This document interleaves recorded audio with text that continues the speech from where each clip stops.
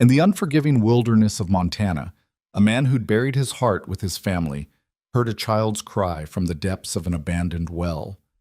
What he pulled from that darkness wasn't just a little girl, it was a second chance he never asked for. But when she looked up at him with dirt-streaked cheeks and said, "You need a wife, and I need a dad," Logan Hale's carefully constructed walls began to crumble. This is a story of survival, redemption, and the family we choose when fate refuses to let us die alone. Stay with me until the end of this journey, hit that like button, and comment what city you're watching from.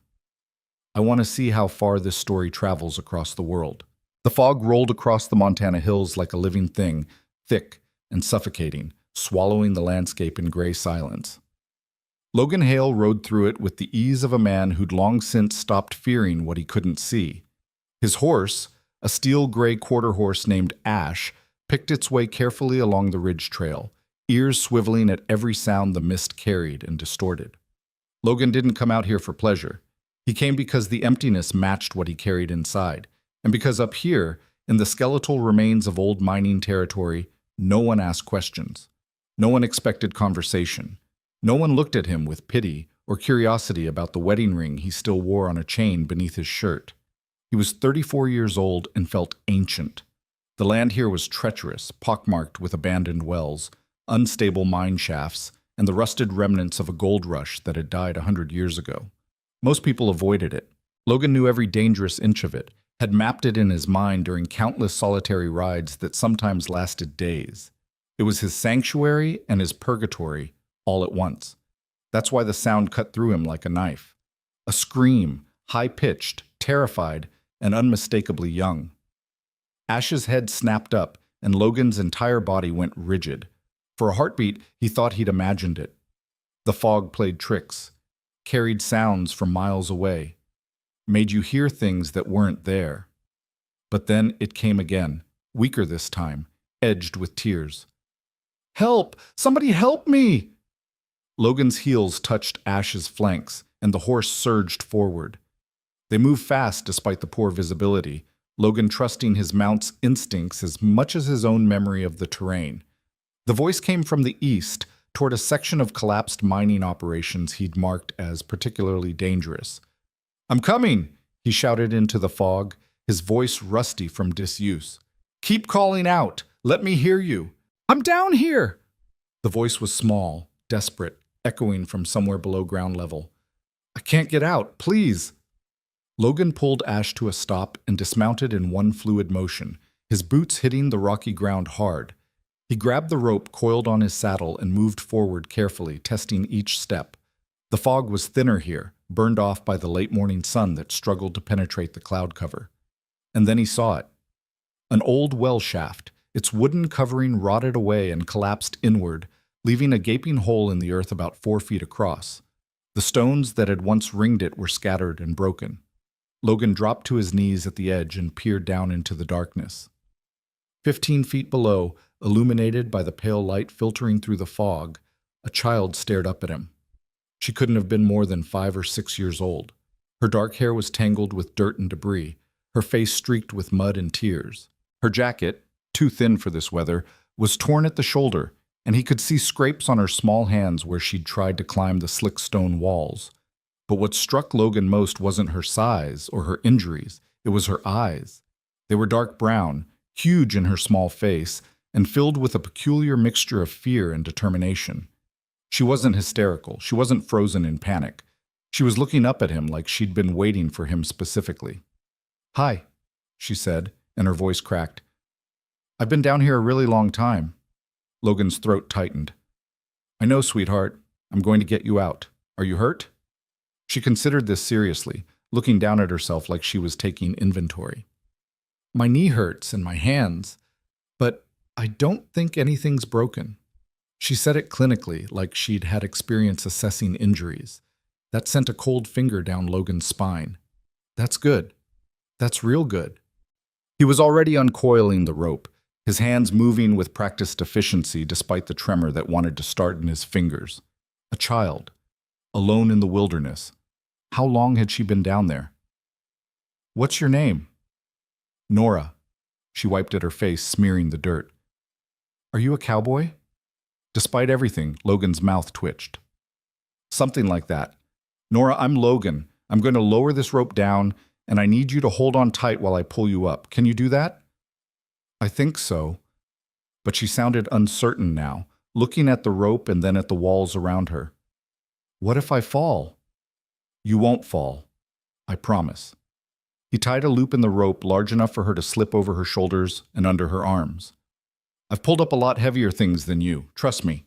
He lowered the rope carefully, feeding it down hand over hand. Nora reached for it eagerly, her small fingers grasping the hemp. It took her 3 tries to get the loop positioned correctly. Her arms were shaking, and Logan realized she was probably close to exhaustion and hypothermia. The well was cold and damp, a perfect environment for draining a small body's heat. Got it, she called up, her voice stronger now that escape was imminent. Hold on tight. Keep your arms close to your body. Logan braced himself, legs apart, and began to pull. She was light, terrifyingly light, and came up easier than he'd expected. But halfway up, her grip faltered, and she swung sideways toward the wall with a small cry. I've got you! Logan increased his pull, arms burning. Don't let go! I won't! And she didn't. Her jaw was set, her eyes squeezed shut, and she held on with a ferocity that seemed impossible for someone so small. Logan pulled her up and over the lip of the well in one smooth motion, then grabbed her under the arms and pulled her away from the edge. She collapsed against him, shaking violently, her small body racked with shivers and probably adrenaline crash. He did something he hadn't done in 3 years. He held a child. She was solid and real against his chest, her heart hammering like a frightened bird's. She smelled like dirt and fear and something sweet, maybe the shampoo her mother used. Logan's arms came around her automatically, and for a moment he couldn't breathe. Sarah would have been 7 now, almost Nora's age. You're okay, he heard himself say, his voice rough. You're safe now. Nora didn't let go immediately. She pressed her face against his worn canvas jacket and shook, her small hands fisted in the fabric. Logan held her and stared at nothing, seeing everything, memories he'd buried deep, threatening to surface. Finally, she pulled back and looked up at him. Her face was a mess of tears and dirt, but she was smiling, actually smiling. You came, she said simply, like she'd known he would. Of course I came. What are you doing all the way out here? Where are your parents? Logan looked around the fog-shrouded landscape, seeing nothing, hearing nothing but the wind and Ash's quiet breathing. Nora's smile faded. Just my mom, and I don't know where she is. We were camping, but then... She trailed off, her eyes getting distant. She told me to run and hide, so I did, but then I fell. Every instinct Logan had honed in his years as a ranch foreman and father screamed danger. Why did she tell you to run? But Nora just shook her head, her jaw setting in a stubborn line. I'm not supposed to talk about it. Logan didn't push. Whatever had put a child alone in the wilderness with instructions to hide was trouble he didn't need, but he couldn't exactly leave her out here. He shrugged out of his jacket and wrapped it around her small shoulders. It swallowed her, hanging almost to her knees. We need to find your mother. Do you remember which direction you came from? Nora pointed vaguely west, toward the deeper hills. That way, I think. But I was running for a long time. Okay. Logan stood and lifted her easily, settling her against his hip like it was the most natural thing in the world. His body remembered, even if his mind had tried to forget. We'll head west, see what we can find. You warm enough? She nodded against his shoulder, but he could still feel her shivering. He carried her to Ash, who turned his large head to inspect this new addition with patient curiosity. Nora's eyes went wide. He's huge. He's gentle. Logan mounted with Nora held securely, then settled her in front of him, keeping one arm locked around her waist. She fit perfectly in the circle of his arms, small and trusting. You ever ridden a horse before? No? But she didn't sound scared. She reached out tentatively to touch Ash's mane, her small fingers tangling in the coarse hair. What's his name? Ash. That's a good name. She leaned back against Logan's chest, seemingly content now that she was safe and warm. Are you married? The question came out of nowhere, delivered in that blunt way children have of asking exactly what they're thinking. Logan's jaw tightened. No. Oh, Nora absorbed this. Do you have kids? No. The word came out harder than he intended, and he felt her tense. He forced himself to soften his voice. Not anymore. Did they die? Logan's hands tightened on the reins, and Ash shifted, feeling his tension. He should change the subject. Deflect. Tell her it wasn't something they needed to talk about, but something about this child, this strange, fearless little girl who'd survived alone in a well, made him answer honestly. Yes. I'm sorry. And she sounded it. Her small hand came to rest on his arm, a gesture of comfort that nearly broke him. That must make you very sad. It does.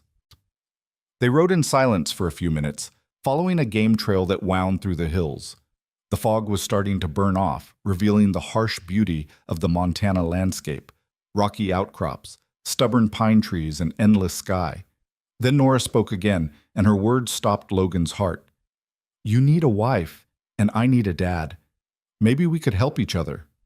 Logan pulled Ash to a halt. He looked down at the small head resting against his chest, at the tangle of dark hair and the thin shoulders under his too large jacket. Nora. I'm just saying, she interrupted with the perfect logic of a 6-year-old. You're sad because you don't have a family anymore. And my mom and me, we don't have anybody either, and you seem really nice, so maybe... She trailed off, suddenly shy. Logan didn't know what to say. Part of him wanted to laugh at the absurdity of receiving a marriage proposal from a child in a wilderness rescue. Part of him wanted to cry at the raw loneliness in her voice that mirrored his own. Let's find your mom first, he said finally, his voice gentle. Then we can worry about the rest. Okay. Nora seemed satisfied with this response. She settled back against him, her breathing starting to even out. But think about it. Despite everything, the strangeness of the situation, the danger that had sent this child running, the memories threatening to overwhelm him, Logan felt something crack inside him, something that had been frozen solid for 3 years. He didn't know if it was hope or just the first thaw before more pain, but he felt it. They rode west. The terrain grew rougher, the hills steeper. Logan kept Ash to a careful walk, scanning constantly for any sign of human presence. Nora dozed against him, exhausted from her ordeal, occasionally stirring to murmur something he couldn't quite catch. It was nearly noon when he spotted the campsite. It was tucked into a shallow ravine, partially hidden by scrub pine and rock formations. A small tent, old and patched, was set up near a cold fire ring. Supplies were scattered around, not strewn like there had been a fight, but packed up hastily, like someone had been preparing to leave in a hurry. Nora. Logan shook her gently. Wake up. Is this your camp? She blinked awake, disoriented for a moment, then focused on the tent. Her entire body went rigid. Yes, she whispered. But where's my mom? Logan dismounted carefully, keeping Nora in his arms until he could set her on her feet. Stay close to me. He approached the campsite cautiously, every sense alert. The tent flap was open, revealing a neat interior, sleeping bags, a few clothes, some books. Nothing valuable, nothing that screamed wealth or targets worth pursuing, but everything about this spoke of people running, living rough, staying mobile. Elena! Nora's voice cracked as she called. Mom! Where are you? No answer, just the wind through the pines and the distant call of a crow. Logan did a quick circuit of the area, reading the ground like text. Multiple sets of footprints, booted feet, larger than the woman's prints he could see near the tent. Men. At least 3 of them. They'd come from the east, surrounded the camp. Signs of struggle near the fire ring, disturbed dirt, a knocked-over coffee pot. And then the trail led north, deeper into the hills. The woman's footprints were there, but so were the men's. They'd taken her. Did your mom have a phone? Logan asked, already knowing the answer. Nora shook her head. She said phones could be tracked. We don't use them anymore. Of course not. Logan's mind raced, piecing together a picture he didn't like. Woman and child alone, camping rough in dangerous country. No phone, instructions to run and hide if trouble came. The child's casual knowledge of injury assessment, the fear beneath her brave facade. They were running from something, or someone, and that someone had found them. Nora. Logan crouched down to her level, keeping his voice calm despite the urgency building in his gut. I need you to tell me the truth now. Who is your mom running from? The little girl's face crumpled, and for the first time since he'd found her, she looked like what she was, a terrified child in way over her head. My dad, she whispered. His name is Calvin, and Mom says he's going to kill her. Logan felt ice in his veins. Domestic violence, pursuit across state lines, a man dangerous enough to track his ex through wilderness. This was worse than he'd thought. How long have you been running? 6 months. Maybe longer. I don't know anymore. Tears spilled down her cheeks. We had a house, and I had school and friends, but then Dad hurt Mom really bad, and she took me and we left in the middle of the night. We've been moving ever since. And he's found you. He always finds us. Nora's voice was hollow, hopeless. Mom tries so hard, but he always finds us eventually. Logan stood, his mind already working through options. He could take Nora to town, report this to the sheriff, let the law handle it. That was the smart play, the safe play. But the tracks were fresh, maybe 2 hours old at most. By the time he got to town, got the law involved, got a search party organized, it would be dark. And a man violent enough to chase his family across multiple states wouldn't hesitate to kill once he had what he wanted. The smart play would take too long. Logan looked down at Nora, at her tear-streaked face and her desperate eyes. He saw Sarah. He saw every child who'd ever needed protecting. He saw a chance to do something right, something that mattered, for the first time in 3 years. He made a decision that would change everything.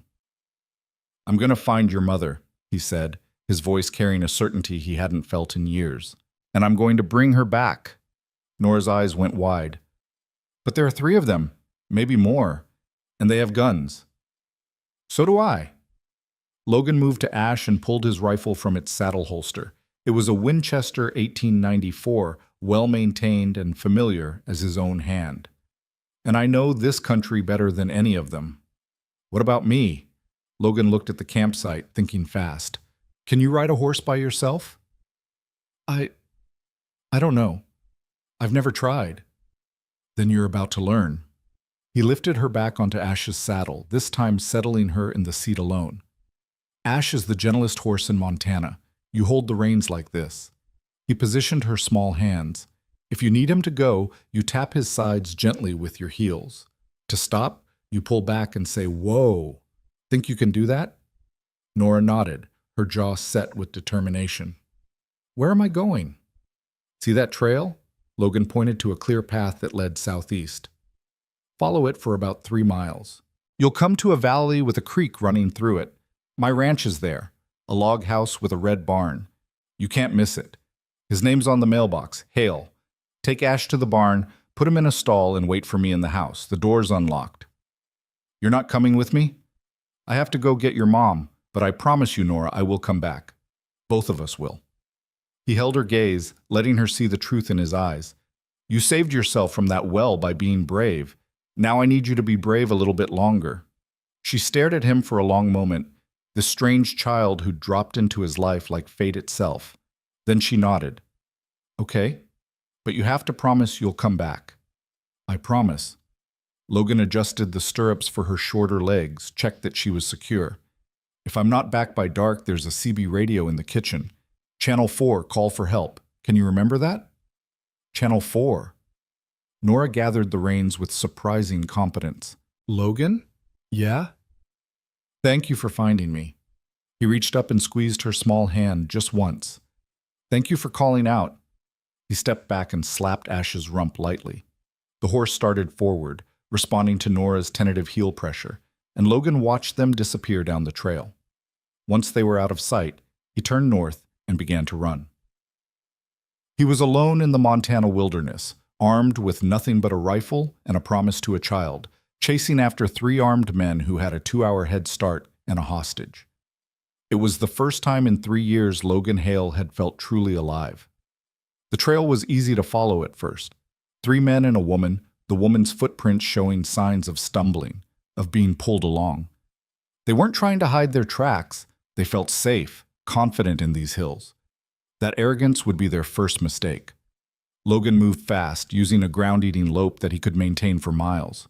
The years of grief had kept him lean and hard, and his body remembered this work, tracking, hunting, surviving in country that didn't forgive mistakes.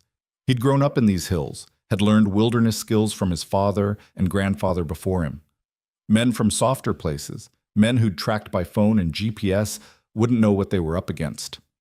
Within an hour, he'd closed the gap to under a mile. He could see disturbed brush from their passage, still slowly springing back. Fresh broken twigs. A place where they'd stopped to rest. And blood. Not much. A few drops on a flat rock.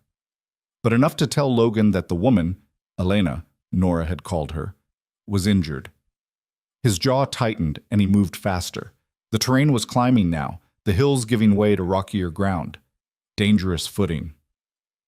The trail showed the group slowing down, picking their way more carefully.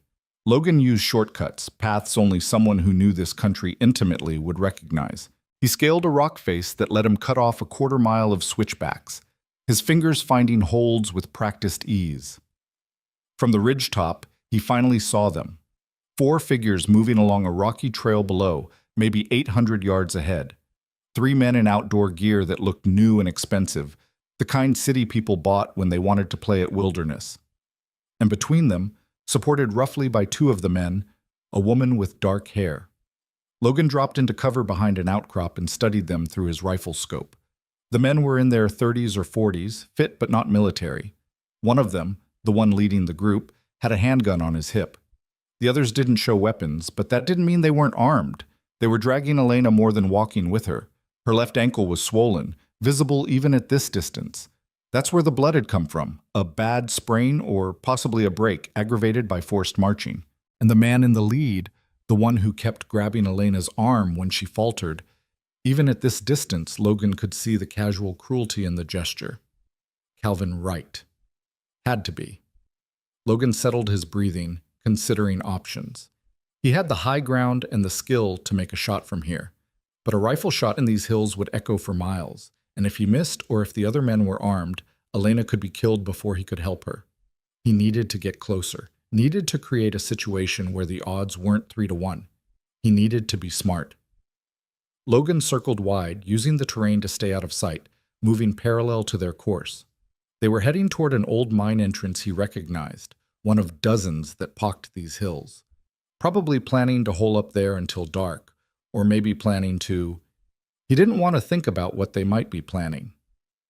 The mine entrance was maybe a mile ahead, set into a rocky hillside with limited approaches. But Logan knew something they didn't. That mine had a second entrance, a collapse hole about 200 yards from the main opening, hidden by scrub oak and careful to reach. Dangerous, but possible. He could get ahead of them. Logan poured on speed, abandoning stealth for urgency. He had to reach that mine first, had to get into position. His lungs burned, his legs ached, but he pushed through it, driven by something he'd thought died with his family. Purpose. He reached the collapse hole with maybe 10 minutes to spare, barely enough time to catch his breath and prepare. The opening was tight, partially choked with rocks and old timber, but he squeezed through and dropped into the darkness beyond. The mine tunnel was pitch black and smelled of damp earth and rot. Logan pulled a small flashlight from his pocket. He never went into the hills without one, and moved forward carefully.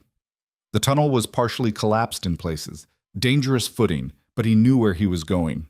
50 yards of careful navigation brought him to a junction where he could hear voices echoing from the main entrance. "Yeah, make this easy on yourself," a man's voice, harsh and self-satisfied.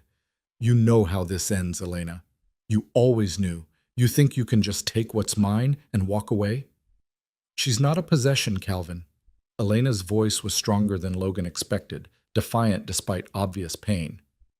"And I'm not yours either. The divorce papers say so." The sound of a slap echoed through the mine, followed by a cry. Logan's hand tightened on his rifle. "Divorce papers don't mean anything. You're my wife. Nora's my daughter. And you're both coming home. I'd rather die." "That can be arranged." The casual way Calvin said it made Logan's blood run cold. "But first, you're going to tell me where the girl is. You hid her somewhere, I know you did. Smart, running her off before we found the camp.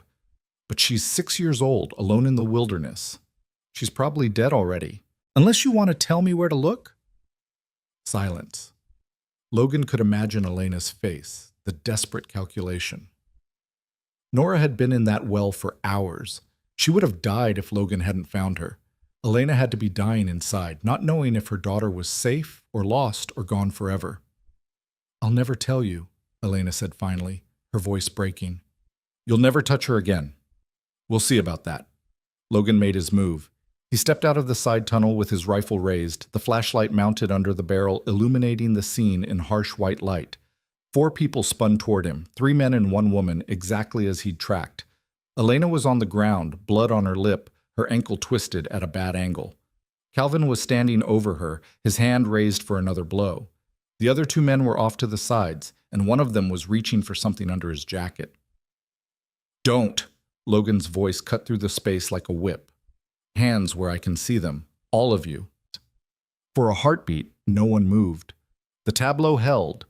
3 men caught in the act, 1 woman bleeding on the ground, and Logan Hale standing in a tunnel with his rifle trained on Calvin Wright's chest. Then Calvin smiled. It was not a nice smile. And who the hell are you supposed to be? The cavalry? Someone who doesn't like bullies. Logan kept his aim steady, his finger resting lightly on the trigger guard. Elena, are you okay? She stared at him like he was a ghost, her eyes wide. Who? How did you? Your daughter sent me. Well, more accurately, I found her in a well about 5 miles east of here. She's safe. Logan saw the information hit Elena like a physical blow, relief so profound she nearly collapsed. I promised her I'd bring her mother back, and I keep my promises. Nora's alive? Elena's voice broke on her daughter's name. She's really alive. Very much so. Bossy as hell, too. Told me I needed a wife and she needed a dad. Seemed to think we could work something out. Logan allowed himself a thin smile, though his eyes never left Calvin. But first we need to resolve this situation. Calvin's expression had gone from confident to calculating. There's 3 of us, and 1 of you. And I'm the one with the rifle. See how math works out here?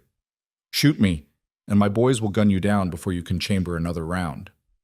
Maybe. Logan's voice was mild. But you'll still be dead. That's the part you need to focus on, Calvin. Your boys might get me. Probably will, but you'll be dead first, and Elena will be free. Is that really how you want this to end? The silence stretched. One of the other men, younger, nervous, licked his lips. Calvin, maybe we should... Shut up, Derek. Calvin didn't look away from Logan. You don't know who you're dealing with, Cowboy. I have resources. I have lawyers. I have connections. You put that rifle down and walk away, and maybe I don't come after you later for kidnapping my daughter.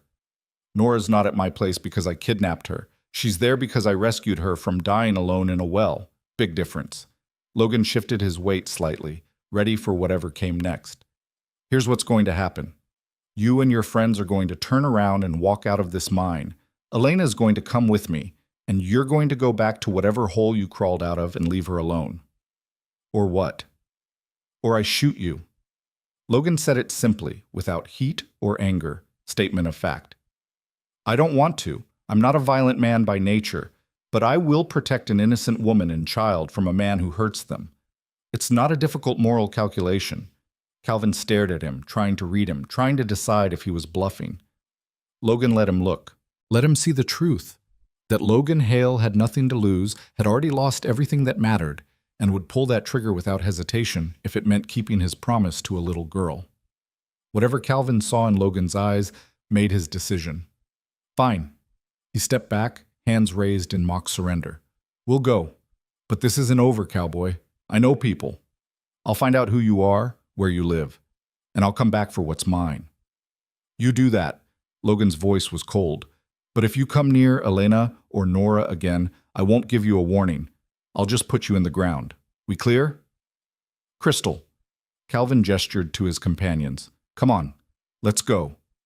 The 3 men filed past Logan, giving him wide berth. Calvin paused at the tunnel entrance, looking back at Elena with something ugly in his eyes. This isn't over, Elena. You know it's not. Then they were gone, their footsteps echoing away into the afternoon. Logan waited until the sound faded completely before he lowered his rifle and moved to Elena. She was shaking, tears streaming down her face. Not from pain, but from relief so overwhelming it couldn't be contained. "Nora's really safe?" she asked again, like she couldn't quite believe it. "Safe as houses." Logan crouched beside her, examining her ankle with gentle hands. "Probably spoiling my horse and eating me out of house and home by now.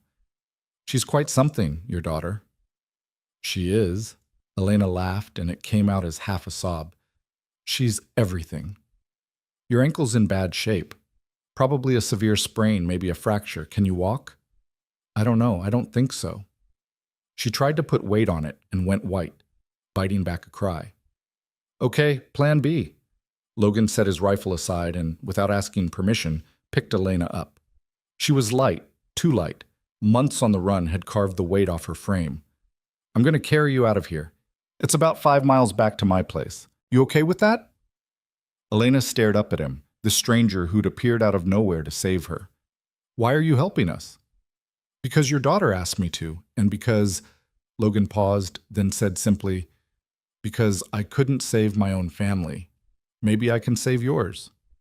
He carried Elena right out of that mine and into the sunlight, and with every step, the frozen thing in his chest continued its slow, painful thaw. The walk back took longer with Elena in his arms, but Logan kept a steady pace.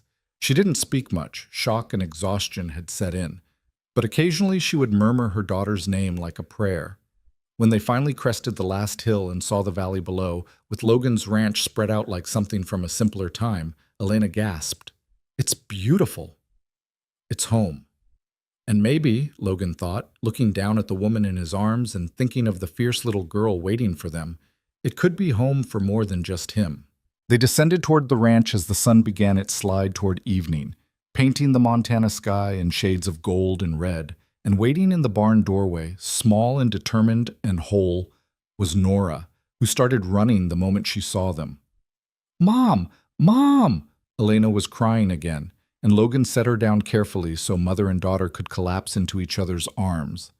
He stood back and watched the reunion, feeling like an intruder on something sacred, until Nora looked up at him with those serious dark eyes and said, "I knew you'd keep your promise." "Always will," Logan said, and meant it. As twilight settled over the ranch and Logan helped Elena inside while Nora chattered about every detail of her adventure, something fundamental shifted in the universe. A man who'd been dead in all the ways that mattered began, slowly and painfully, to come back to life. And a family, broken and scattered and running, found, in the most unlikely place, something they'd almost stopped believing in. They found sanctuary. Part 2. A fragile hope. The ranch house was dark when they arrived, but Logan had left the porch light on, a habit from years of coming home late. Now it served as a beacon, warm and welcoming in the gathering dusk. He helped Elena up the steps while Nora darted ahead, already comfortable in this place that had become her refuge. "The couch pulls out into a bed," Logan said, guiding Elena through the door. "You'll sleep there tonight. Nora can take the guest room upstairs." Elena looked around the interior with wide eyes. The house was simple but well kept. Log walls, worn furniture that had clearly seen decades of use, photographs on the mantel that Logan quickly moved past. A bachelor's home, but clean and organized in a way that spoke of discipline rather than comfort. "I can't impose," Elena started, but Logan cut her off with a look. "You can barely walk. You've been running for months, and your daughter just survived falling in a well. You're not imposing. You're staying." He said it with finality, then softened his tone. "At least until you figure out what comes next." Nora appeared from the kitchen, a glass of water in her hands. "I found the cups," she announced proudly, "and there's food in the fridge. Real food, Mom, not just granola bars." Elena's face crumpled, and she pulled her daughter close. "Baby, I was so scared. When those men came, when I told you to run, I know, Mom, but I'm okay. Logan saved me." Nora looked at him with something close to worship. "He climbed down into the well and pulled me up, and then he let me ride his horse all by myself to get here." "You rode a horse by yourself?"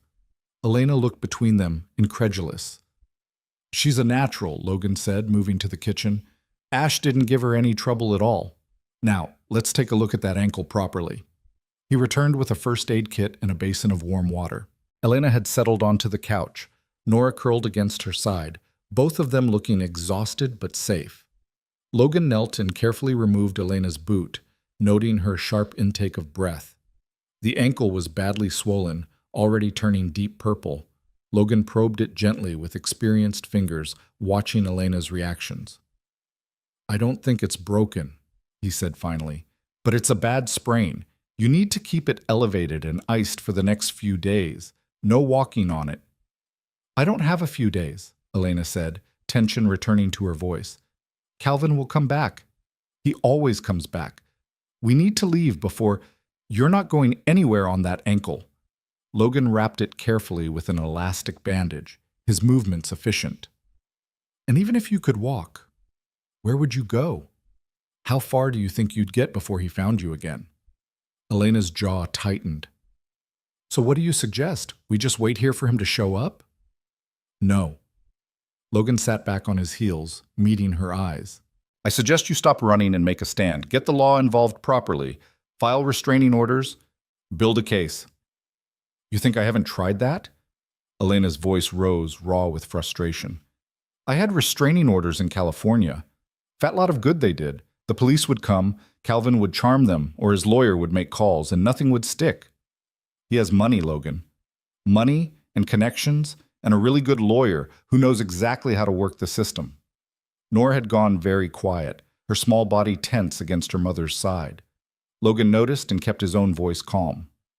Montana's not California, and I know Sheriff Daniels personally. He's a good man, doesn't care about connections or money, just about what's right. And what if that's not enough? Elena's eyes shone with unshed tears. What if Calvin comes back before any of that matters? What if he takes Nora? He has parental rights, Logan.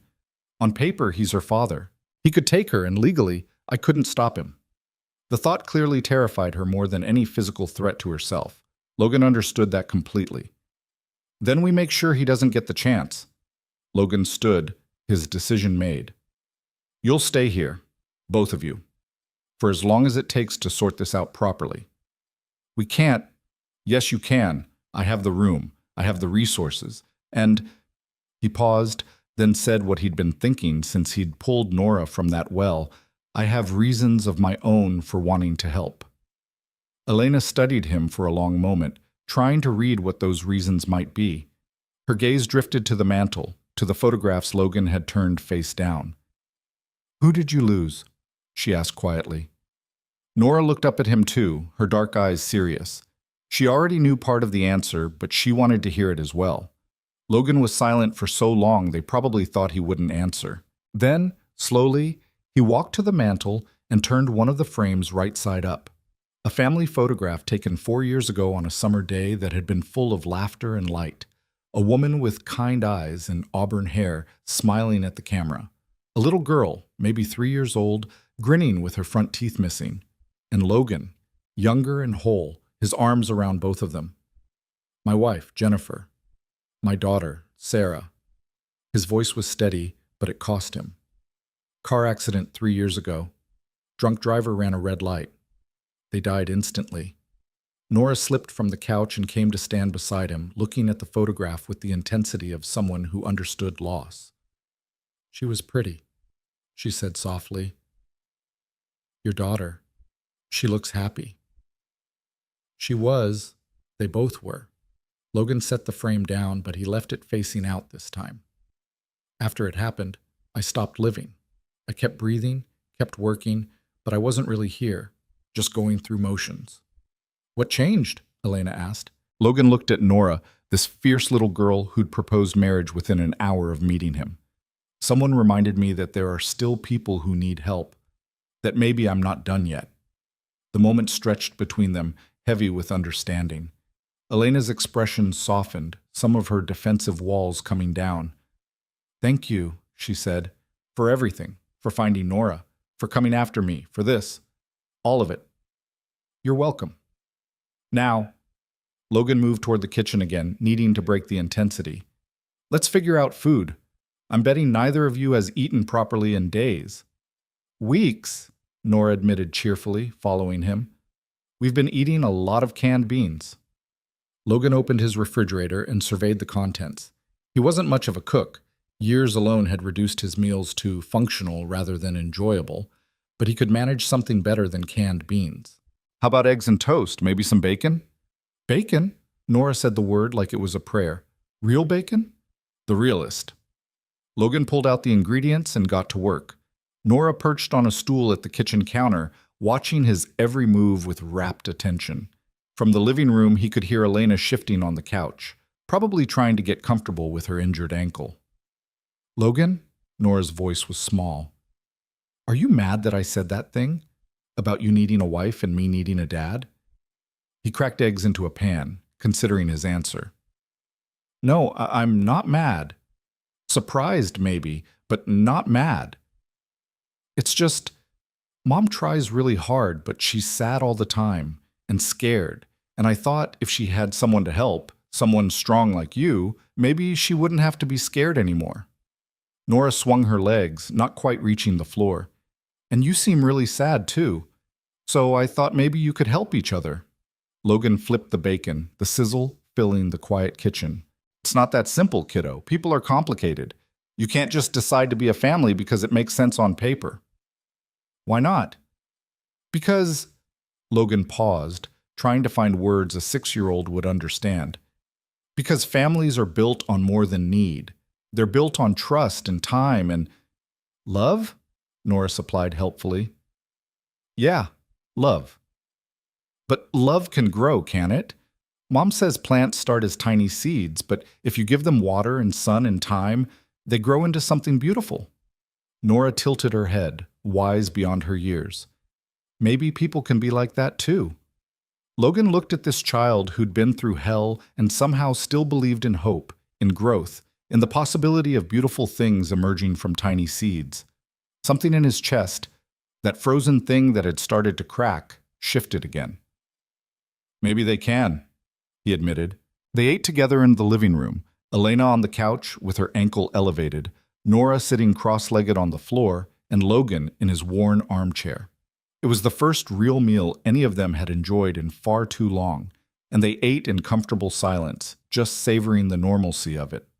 Afterward, Logan showed Nora to the guest room upstairs. It had been his daughter's room once. He'd closed the door 3 years ago and hadn't opened it since. But when he turned the knob and flipped on the light, he found it exactly as Sarah had left it. Pink curtains, a bookshelf full of stories, stuffed animals on the bed. Nora walked in slowly, touching things gently, like they were sacred. This was your daughter's room? Yes. Do you mind if I sleep here? Logan's throat was tight. No, I think she would have liked you. I would have liked her too.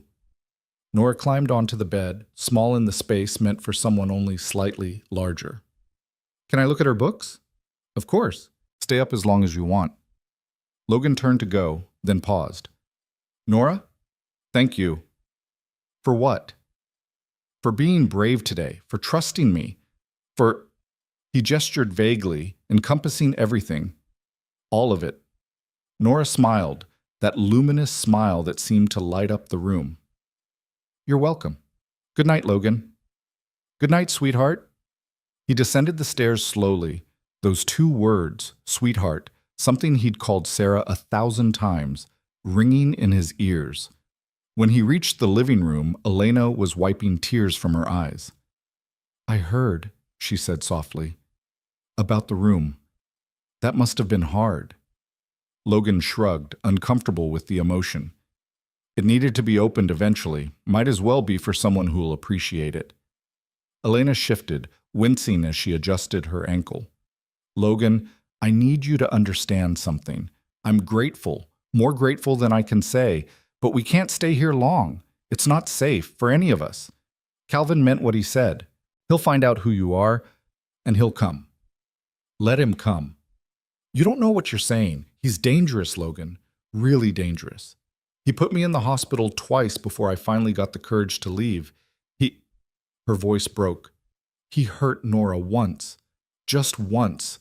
Grabbed her arm so hard it left bruises. That's when I knew I had to run. That's when I knew he'd eventually kill one of us, or both. Logan settled into his chair, his expression hard. Then it's good that I don't scare easy. This isn't a joke. I'm not joking. Elena, listen to me. You've been running for months. How's that working out for you? The words were blunt but not cruel. You're exhausted, hurt, terrified. Your daughter's growing up thinking that fear is normal, that running is the only option. That's not sustainable. Eventually you'll run out of money or luck or strength, and he'll catch you. And next time there might not be anyone around to help. Elena stared at him, her expression a mixture of hope and fear. So what's your solution? We make a stand here. Hope the law protects us? We make a stand, yes, but we don't just hope. We prepare. Logan leaned forward, his voice steady and certain. I know these hills like the back of my hand. I know the people in town. I know how to protect what's mine. And right now, whether you like it or not, you and Nora are under my protection. We're not yours to protect. Maybe not legally, but morally, ethically. You became my responsibility the moment I pulled your daughter out of that well, and she looked at me with those big eyes and asked me to save her mother. Logan held Elena's gaze. I don't make promises lightly, Elena. When I say I'll keep you safe, I mean it. Why? The question burst from her, raw and desperate. Why would you do this for strangers? Why would you risk yourself for people you just met? Logan was quiet for a long moment, and when he finally spoke, his voice carried the weight of 3 years of grief and guilt and slowly dawning redemption. Because I couldn't save Jennifer and Sarah. I wasn't there when they needed me. I was at the ranch, working on fence line, miles away when that drunk driver ran the red light. By the time I got to the hospital, they were already gone. He swallowed hard. I've spent 3 years wishing I could go back, wishing I'd been there, wishing I could have done something. I can't change the past, but maybe I can change your future. Elena's tears spilled over. That's not your burden to carry. Maybe not, but I'm carrying it anyway. Logan stood, needing to move. Look, you don't have to decide anything tonight. Sleep on it. Tomorrow, we'll call Sheriff Daniels, get the ball rolling on proper protection. We'll do this right, legal and smart. But please, don't run, not yet. Give this a chance. Elena wiped her eyes, then nodded slowly. Okay, one day at a time. We'll try it your way. That's all I'm asking. Logan gathered the dishes from dinner, needing something to do with his hands. Bathrooms down the hall, towels in the linen closet. If you need anything during the night, my room is upstairs at the end of the hall. Don't hesitate. Logan? He paused at the kitchen doorway. Yeah? Thank you. For seeing us, for caring, for... Her voice wavered. For being the kind of man I thought didn't exist anymore. Logan didn't know how to respond to that, so he just nodded and retreated to the kitchen, leaving Elena to her thoughts and her tears and the unfamiliar sensation of safety. The days that followed fell into an unexpected rhythm. Elena's ankle kept her mostly immobile, but she insisted on helping where she could, folding laundry one-handed, directing Nora and setting the table, offering to help with meals. Logan refused most of it, telling her to rest, but he secretly appreciated the signs of life returning to his home. Nora, meanwhile, attached herself to Logan like a shadow. She followed him to the barn in the mornings, chattering constantly about everything and nothing. She helped feed the horses, Logan had 3 others besides Ash, and learned to fill water buckets and measure out grain. She asked 1,000 questions about ranch life, about Montana, about everything she saw. Why don't you have any chickens? She asked on the 3rd morning, standing in the barn doorway while Logan mucked out stalls. Used to. Got rid of them after... He paused. After it was just me. Didn't see the point. We should get chickens. Fresh eggs are better than store eggs. Mom says so. Logan leaned on his pitchfork, looking at this tiny girl making plans for his ranch. We, huh? Well, yeah. If we're going to stay, we should have chickens. And maybe a garden. Mom's really good at gardens. She can grow anything. Nora's face fell slightly. She hasn't been able to, though, since we've been running. You need to stay in one place for a garden. The longing in her voice for permanence, for normal things like chickens and gardens, hit Logan hard. This child should be worried about homework and playground games, not running from her father and living out of a tent. Tell you what, Logan said, making a decision that would have surprised him a week ago. If you're still here in spring, we'll talk about chickens in a garden. Deal? Nora's face lit up like sunrise. Really? Really? But that means your mom has to agree to stay that long. Think you can convince her? I'll try. Nora bounced on her toes, already planning. She needs convincing about a lot of things, but I'm very persuasive. I noticed. Logan returned to his work, hiding a smile. Now, you want to learn how to properly brush a horse, or are you just going to stand there plotting? Both. I can multitask. True to his word, Logan called Sheriff Daniels that afternoon. The sheriff was a man in his 50s, weathered and no-nonsense, with eyes that didn't miss much. He arrived at the ranch within an hour of the call, his cruiser kicking up dust on the long driveway. Logan met him on the porch, shaking hands firmly. Thanks for coming, Jim. Logan, the sheriff nodded, then glanced past him to where Elena sat on the couch, visible through the screen door. Got a situation? You could say that. Logan explained the basics, the rescue, the pursuit, Calvin Wright, and his threats. He kept it factual, but the sheriff read between the lines. You're harboring a woman and child fleeing domestic violence, Jim said when Logan finished, and the husband's made threats. You know what you're getting into? I know. Jim studied him for a long moment. Haven't seen you take interest in much of anything for 3 years, Logan. Now suddenly you're playing protector to strangers? They're not strangers anymore. Logan's voice was firm. And they need help. Proper legal help. Can you provide that? The sheriff was quiet, thinking. Then he nodded. Let me talk to the woman. Get her statement. Then we'll see what we can do. Elena was nervous talking to the sheriff, her hands twisting in her lap as she recounted months of abuse, of running, of fear. Nora stayed upstairs during the conversation, but Logan could hear her moving around in Sarah's room, probably listening through the floorboards. Jim took notes, asked careful questions, and didn't judge. When Elena finished, he sat back inside. Mrs. Wright. Ms. Wright. The divorce was finalized 2 months ago. Ms. Wright, I'm going to be straight with you. Montana can issue a protection order, but enforcement is tricky with someone who has resources and doesn't respect the law. The fact that he tracked you here, assaulted you, and made threats, that's all good for the case, but it might not be enough, Elena finished, her voice hollow. It might not be fast enough, Jim corrected gently. The wheels of justice turn slow. In the meantime, you need to be smart. Stay somewhere safe. Don't go anywhere alone. Document everything. He glanced at Logan. You planning to let them stay here? For as long as they need. And you understand that if Calvin Wright comes back, things could get ugly? I understand. I'm prepared. Jim's expression was skeptical. Prepared how? Logan, you're a good man, but you're not a fighter. This isn't some barroom brawl. This is a man who's already proven he's dangerous. I can handle myself. Can you? The sheriff's voice was sharp. Because last time someone you cared about was in danger, you weren't there. You willing to go through that again? The words landed like a physical blow. Logan's jaw tightened, and for a moment, the old grief threatened to swallow him whole. But then he felt a small hand slip into his. Nora, who'd come downstairs without anyone noticing, standing beside him in silent support. I'm here now, Shay, Logan said quietly, and I'm not going anywhere. Jim looked at them. Logan and the little girl holding his hand like it was the most natural thing in the world, and something in his expression softened. All right, I'll file the paperwork, put out alerts. If Calvin Wright sets foot in this county, I'll know about it.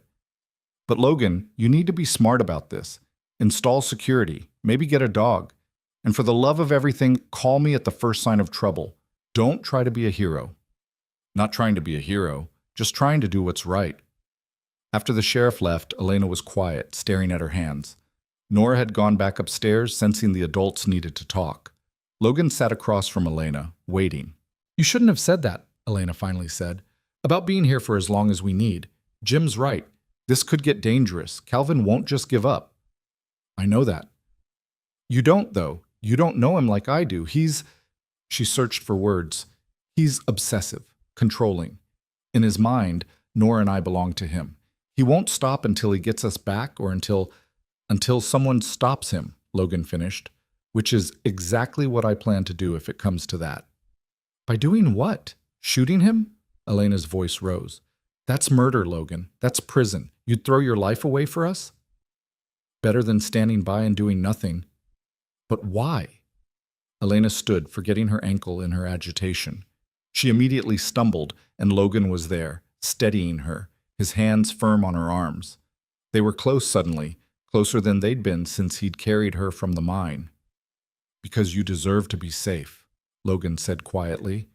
Because Nora deserves to grow up without fear. Because, he hesitated, then pushed forward. Because, for the first time in 3 years, I feel like I have a purpose again. Like maybe I'm not just marking time until I die. Don't ask me to give that up, please. Elena stared up at him, and in her eyes he saw fear and hope warring with each other. What if you get hurt? What if something happens to you because of us? Then it happens. But at least I'll have tried. That's not reassuring, Logan. It's honest. He helped her back to the couch, making sure her ankle was elevated again. Elena, I can't promise everything will work out perfectly. I can't guarantee Calvin won't come back or that the law will protect you fast enough. But I can promise that while you're under my roof, I'll do everything in my power to keep you and Nora safe. That's all I've got. Elena was crying again, silently, tears tracking down her cheeks. I'm so tired of being scared. I'm so tired of running. Her voice broke. I just want my daughter to have a normal life, to go to school and make friends and not flinch when someone raises their voice. Then stay. Give this a chance. Let me help. What do you get out of this? Really? Logan thought about that, about Nora's hand in his, about the house that felt less empty with their voices filling it, about waking up with purpose instead of just obligation. A reason to keep going, he said simply.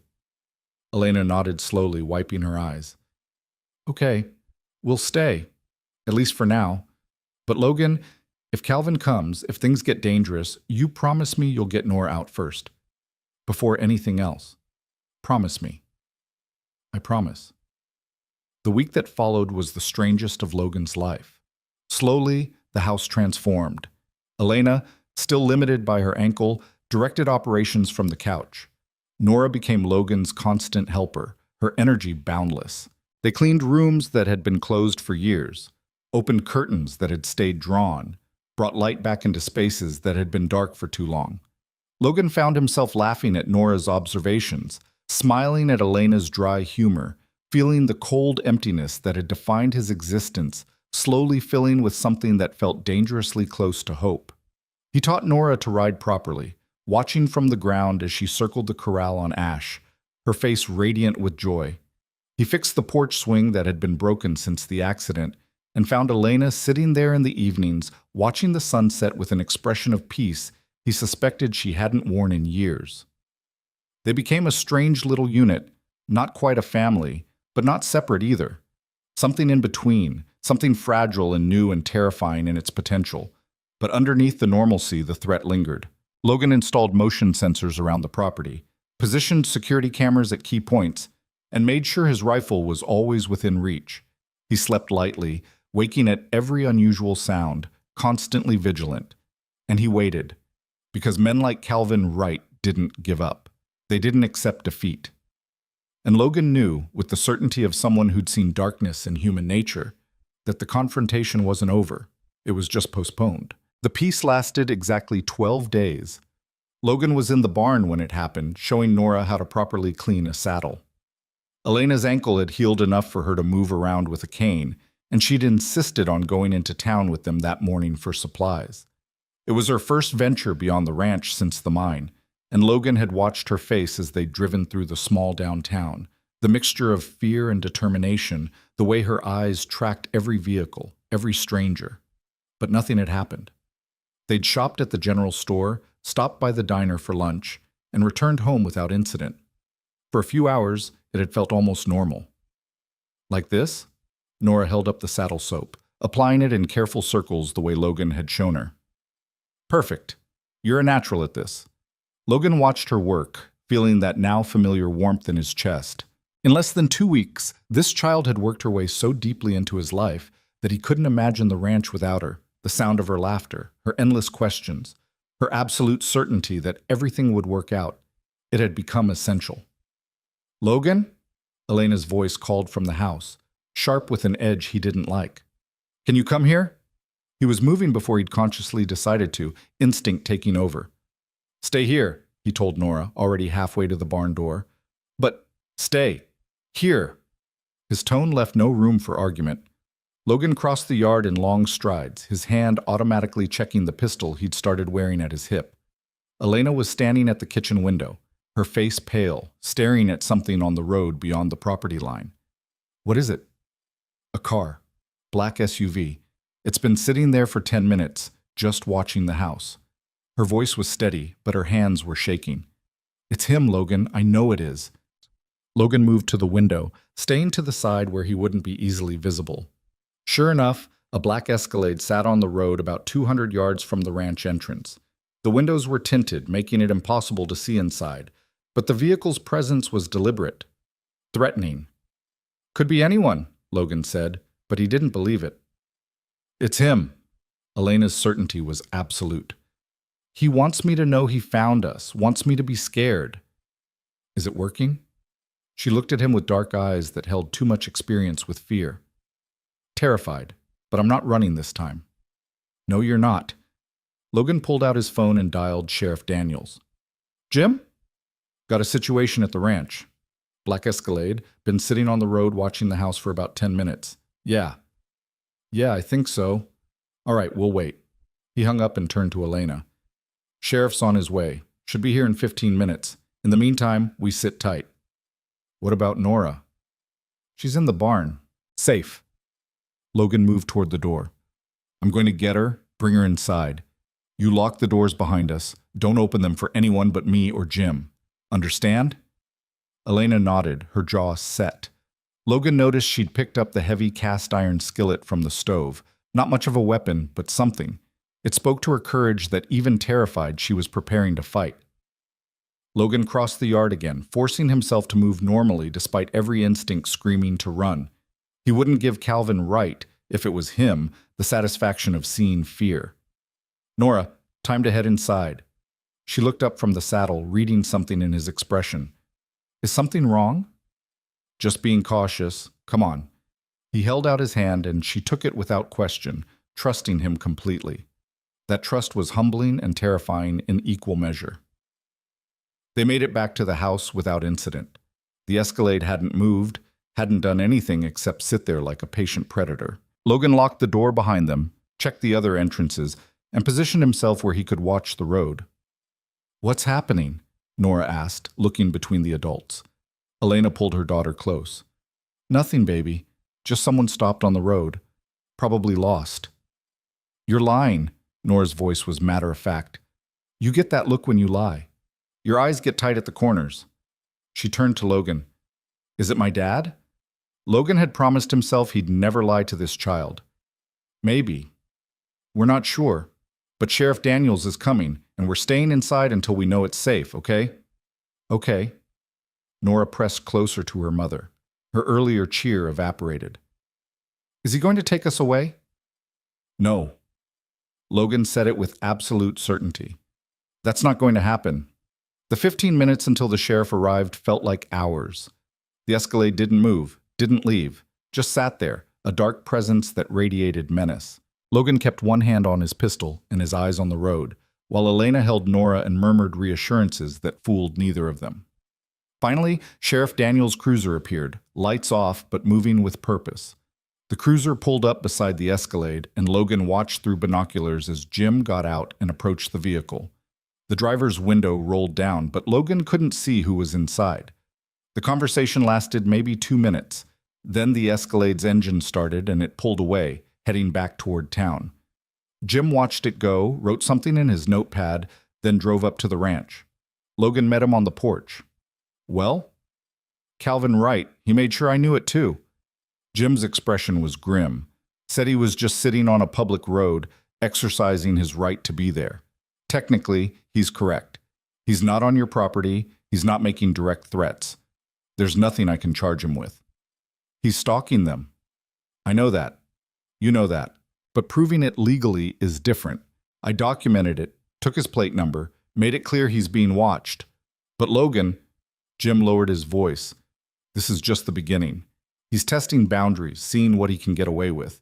It's going to escalate. Let it. Logan's voice was hard. The moment he steps onto my property, he's trespassing. That changes things. It does. But be smart about how you handle it. A man's allowed to defend his property, but the law has limits. Don't cross them. Jim glanced past him to where Elena stood in the doorway. Ma'am, I know this is frightening. We're doing everything we can within the legal system, but I need you to be prepared for the possibility that legal channels might not move fast enough. Elena's laugh was bitter. I've been prepared for that since the day I left him. Why do you think I ran instead of trusting the courts? Jim nodded, understanding. Then you know what you're up against. My advice? Document everything. Every time he shows up, every call, every contact, write it down. Build a case. And in the meantime, he looked at Logan. Stay alert. After the sheriff left, the house felt different. The fragile peace they'd built over 12 days was shattered, replaced by tension that sat heavy in the air. Nora was quiet, clinging to her mother in a way she hadn't since that first night. Elena's hands never stopped shaking, though she tried to hide it. Logan made dinner, but no one was hungry. They pushed food around their plates, jumping at every sound from outside. When full dark fell, Logan checked and rechecked every lock, every window, every point of entry. You should both sleep upstairs tonight, he said, loading his rifle. Nora and Sarah's room like usual, but Elena, you take my room. It has a better view of the approach road. Where will you sleep? I won't. Logan settled into his armchair with the rifle across his lap. Not tonight, anyway. Logan, you can't stay awake all night. Watch me. His voice was gentle but implacable. Elena, I need you rested and able to move if something happens. That means actual sleep in a real bed. Please. She wanted to argue. He could see it in her eyes. But exhaustion and fear won out. All right, but if anything happens, you'll be the first to know. He listened to them move upstairs, the soft murmur of Elena tucking Nora into bed, the creak of floorboards as she made her way to his room. Then silence, broken only by the normal sounds of night, wind through the pines, the distant call of an owl, ash nickering softly in the barn. Logan sat in the dark and waited. Nothing happened that night or the next day. But the morning after, when Logan went to feed the horses, he found something that made his blood run cold. A photograph tacked to the barn door. Elena and Nora, taken from a distance with a telephoto lens. They were in town, from their shopping trip. Elena was smiling at something Nora had said, her guard down for just a moment. Someone had drawn a red X over both their faces. Logan tore the photo down, fury burning through him. Calvin Wright had been here, on his property, close enough to walk to the barn and leave this threat.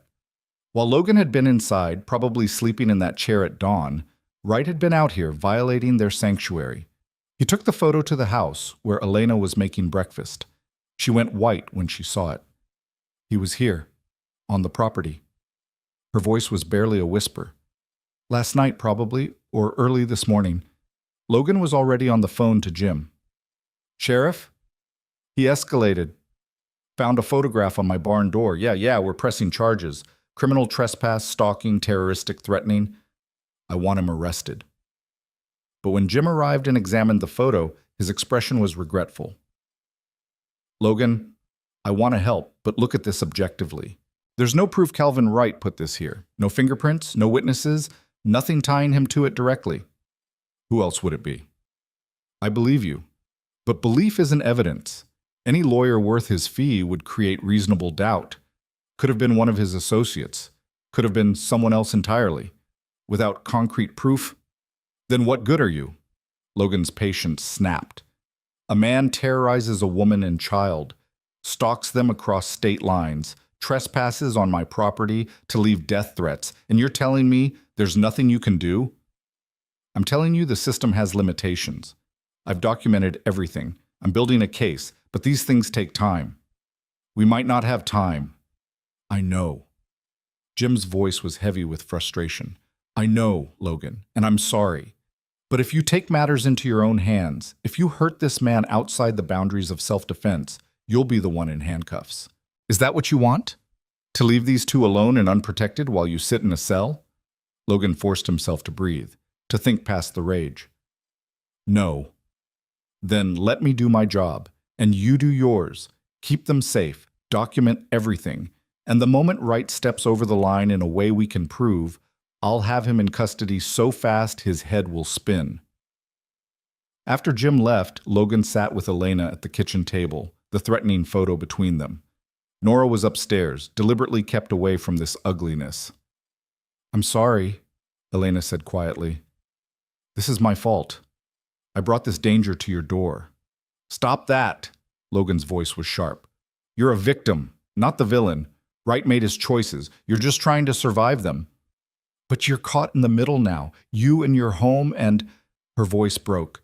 And if something happens to you because of us, I'll never forgive myself. Logan reached across the table and took her hand. It was the first time he'd initiated touch since carrying her from the mine, and he felt her startle at the contact, but she didn't pull away.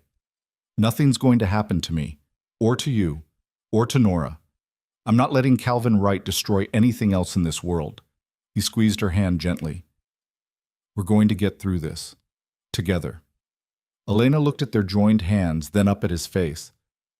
Why are you really doing this, Logan? And don't give me that line about purpose or redemption. There's something more, isn't there? He was quiet for a long moment, debating how much truth to share. Then he decided she deserved honesty. When Jennifer and Sarah died, I wanted to die too. For months, I hoped I would. Just go to sleep and not wake up. But I kept breathing anyway, kept going through motions because stopping felt like too much effort. Logan stared at their hands, hers small and calloused and his larger, scarred one. Then Nora called out from that well, and when I pulled her up, when she looked at me and said I needed a wife and she needed a dad, something woke up inside me, something I thought was dead. What? The ability to care about tomorrow, to think past just getting through today, to believe that maybe there's still good I can do in this world. He met her eyes. You and Nora gave me that. So no, this isn't just about redemption or purpose. It's about, he searched for the right words. It's about choosing life instead of just existing. You helped me do that. So I'm helping you stay alive to make that choice too. Elena's eyes filled with tears. That's the most terrifying and beautiful thing anyone's ever said to me. Terrifying how? Because I'm starting to… She stopped, shook her head. It doesn't matter. We can't afford this. Can't afford to feel things or hope for things or imagine futures that probably don't exist. Why not? Because hope hurts when it's taken away, and Calvin always takes everything away. Logan stood still holding her hand and gently pulled her up beside him. They stood close in the kitchen, the morning sun streaming through windows that had been dark for 3 years, and he saw her clearly, not as a victim or a refugee or a problem to solve, but as a woman, brave and scarred and beautiful in her brokenness. Then let's make sure he doesn't take this away too, Logan said softly. Before either of them could say more, Nora's voice called from upstairs. Mom, can I come down now? The spell broke. Elena stepped back, wiping her eyes, and called back, Yes, baby, come down. Nora thundered down the stairs with the energy of someone who'd been cooped up too long. She stopped at the bottom, looking at the adults with far too knowing eyes for a 6-year-old. Were you guys having a moment? What? Elena's face flushed. No, we were just talking about… It looked like a moment, like in the movies, right before people kiss. Nora said this with complete seriousness. You should probably kiss. I think it would make you both feel better. Nora! Elena was mortified, but Logan found himself fighting a smile. Kid has a point, he said, then immediately regretted it when Elena shot him a look that could have melted steel. Or not. Probably not. Definitely not. How about breakfast? But the moment, however awkward and interrupted, shifted something between them. For the rest of the day, Logan caught Elena watching him with an expression he couldn't quite read. Not fear, not gratitude, but something deeper and more complicated. something that made his carefully rebuilt walls feel suddenly very fragile. 3 days passed. The Escalade appeared twice more on the road, sitting and watching, never quite crossing the line into actionable offense.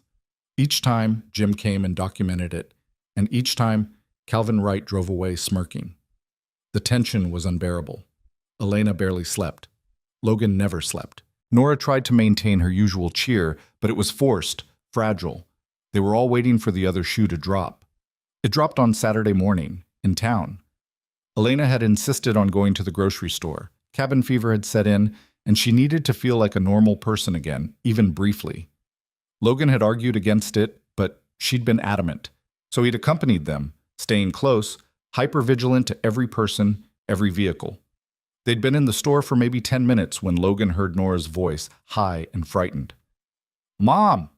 He turned to see Calvin Wright standing at the end of the aisle, blocking the exit. He was a big man, well-dressed, with the kind of smile that made Logan's fists clench. Behind him were two other men, probably the same ones from the mine. "Elena." Calvin's voice was smooth, reasonable. "We need to talk." "Get away from us." Elena positioned herself in front of Nora, her entire body tense. "You have a restraining order. You're not supposed to be within 500 feet. This is a public store. I have as much right to shop here as you do."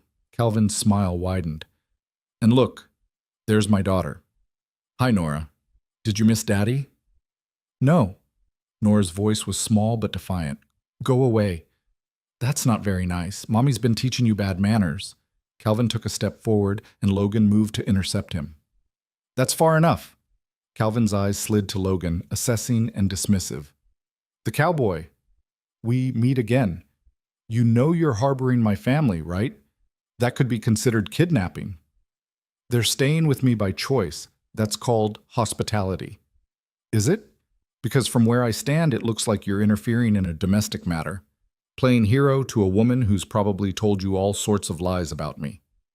Calvin's voice dropped, became conspiratorial. "She does that, you know. Lies, manipulates, makes herself out to be the victim when really she's just unstable. Running from place to place, dragging my daughter through hell, refusing to let me be a father." "I've seen her injuries," Logan said flatly. "Seen the fear in her eyes, seen the way her daughter flinches at raised voices. Don't stand there and gaslight me about who the victim is." Calvin's expression hardened. "You don't know what you're talking about. Elena, this is your last chance. Come home. Bring Nora.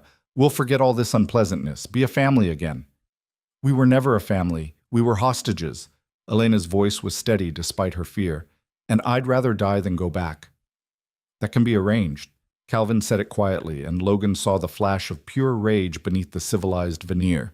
This man was dangerous, not just violent, but unhinged in his obsession. "Are you threatening her?" Logan asked, his voice carrying deliberately. Several other shoppers had stopped, were watching the confrontation. "In front of witnesses? In a public place?" Calvin seemed to realize he'd made a mistake. His expression smoothed back to false pleasantness. "Of course not. I'm just trying to have a conversation with my ex-wife about our daughter's welfare. Is that a crime?"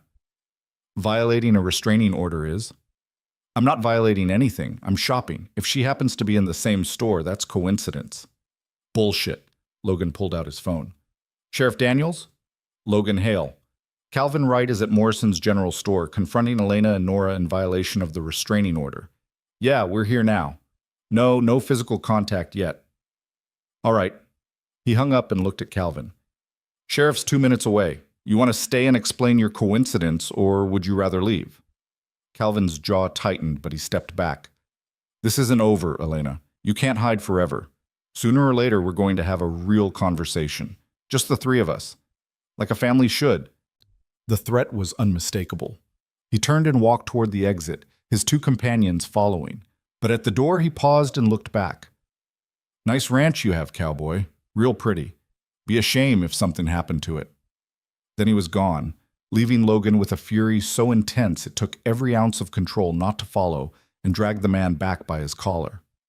Elena collapsed against the nearest shelf, shaking violently. Nora wrapped her arms around her mother's waist, tears streaming down her face. Other shoppers were staring, whispering. Logan wanted to shield them from the attention, from the public exposure of their private terror. "Come on," he said gently, touching Elena's shoulder. "Let's go home." They abandoned their groceries and left, Elena leaning on Logan while Nora pressed close to both of them. By the time they reached the truck, Sheriff Daniels was pulling into the parking lot. Logan gave him a quick rundown while Elena sat in the passenger seat, staring at nothing. "Did he threaten you directly? Use specific words?" Jim asked, taking notes. "Not directly enough for charges, but he made it clear he wasn't done. Threatened the ranch too." Logan's voice was tight with suppressed rage. "How much more does he have to do before you can act?" "I'm acting, Logan. I've got a bolo out on him. Every deputy in the county is watching for that Escalade. The moment he steps definitively over the line, he did step over the line. He confronted a woman with a restraining order in front of witnesses. In a public place where he claims he had legitimate reason to be, his lawyer will argue it was accidental encounter. You know how this works." Jim's frustration matched Logan's. "I want to help, but I can't arrest a man on assumptions and implications." Logan looked at his truck, at Elena's pale face and Nora's tears, and made a decision. "Then I'm done waiting for the law to work. From now on, we do this my way." "Logan, I'm not going to do anything illegal, but I'm not going to be passive either. He wants to play games? Fine, but he's playing on my territory now." Jim started to argue, then seemed to see something in Logan's expression that made him stop. "Just don't do anything that'll make me have to arrest you. These two need you free and able to protect them." "I know. Trust me, Jim. I know exactly what I'm doing." The ride back to the ranch was silent, except for Nora's occasional sniffles. When they pulled up to the house, Logan saw it immediately. All 4 tires on Elena's old sedan, parked near the barn, were slashed. Another message. Another escalation. "That son of a—" Logan caught himself before finishing the curse in front of Nora. "Stay in the truck. Both of you. Let me check the property." He moved through the ranch systematically, rifle in hand, checking every building, every corner where someone could hide. The barn was clear. The house was clear. But the tires were definitely slashed, and near them another photograph, this time of Logan himself, taken through his kitchen window. A red X marked his chest. Calvin Wright had declared open war. When Logan returned to the truck, Elena took one look at his face and knew. He was here again. "Yeah." "What did he do?" "Slashed your tires, left another photo." Logan's voice was hard, controlled. "Elena, I need you to listen carefully. This ends one of 2 ways. Either Calvin Wright backs down, or he comes at us directly." "I don't think he's backing down." "Neither do I." Her voice was hollow. "So what do we do?" Logan looked at her, at Nora, at this fragile family he'd somehow become responsible for, and he thought about Jennifer and Sarah, about not being there when they needed him, about promises to the living mattering more than grief for the dead. "We prepare for war," he said simply, "and we make damn sure we win." That night, Logan didn't sleep at all. He sat in the living room with every light in the house off, watching the approach road through night vision binoculars he'd pulled from storage. The ranch was silent, except for the occasional creak of settling wood and the distant howl of coyotes in the hills. Elena came down around midnight, moving carefully in the darkness. She'd been upstairs with Nora, probably lying awake just like him, staring at the ceiling and waiting for something terrible to happen. "Can't sleep?" Logan asked quietly, not turning from the window. "Haven't really slept in 6 months. Why start now?" She settled onto the couch near his chair, wrapping a blanket around her shoulders. "What are you looking for out there?" "Movement, headlights, anything that doesn't belong." Logan lowered the binoculars and finally looked at her. In the faint moonlight filtering through the windows, her face was pale and drawn. "You should try to rest. Tomorrow's going to be a long day." "What's tomorrow?" "The day we turn this place into a fortress." Logan's voice was matter-of-fact. "I've been too passive, too willing to wait for the law to handle things. That ends now." Elena pulled the blanket tighter. "What are you planning?" "Nothing illegal, just making it very, very difficult for anyone to get near this house without me knowing about it." He gestured toward the darkness outside. "This ranch has advantages: remote location, limited access points, terrain I know better than anyone. I'm going to use all of that." You sound like you're preparing for a siege. I am. Logan met her eyes directly. Elena, I need you to understand something. Calvin Wright isn't going to stop. The law can't protect you fast enough, so I'm going to protect you the only way I know how, by making this place impregnable and making it very clear that attacking us comes with consequences. What kind of consequences? The kind that make a man think twice about his choices. Logan's voice was hard. I won't start violence, but if he brings it to my door, I'll finish it. And I need to know you're okay with that. Elena was quiet for a long time, processing what he was really saying. When she finally spoke, her voice was steady. I've tried running, I've tried hiding, I've tried trusting the system. None of it worked. So, yes, Logan, I'm okay with whatever you need to do to keep us safe. All of it. Even if it means I might have to hurt someone, maybe kill someone. Even then. She said it without hesitation. Calvin made his choices. He chose to be violent. He chose to hunt us. He chose to threaten you. Whatever happens now is on him, not you. Logan nodded slowly, some tension he'd been carrying easing at her words. He'd needed to know she understood, that she wouldn't blame him for what might be necessary. There's something else we need to talk about, Elena continued, her voice dropping lower. If something happens to me, if Calvin gets past your defenses, if something goes wrong, I need to know Nora will be safe. Nothing's going to happen to you. But if it does, Elena leaned forward, intense. Logan, I need you to promise me something. If I don't make it through this, you'll take care of her. Not just keep her safe until she can be placed with social services, but actually take care of her. Raise her. Give her the life she deserves. Elena, please, I know it's a huge thing to ask. I know you barely know us, but she loves you, Logan. In just 2 weeks, you've become the father figure she's never had. She feels safe with you. And I can't, her voice broke. I can't stand the thought of her ending up in foster care or worse, with Calvin getting custody because there's no one else. Promise me.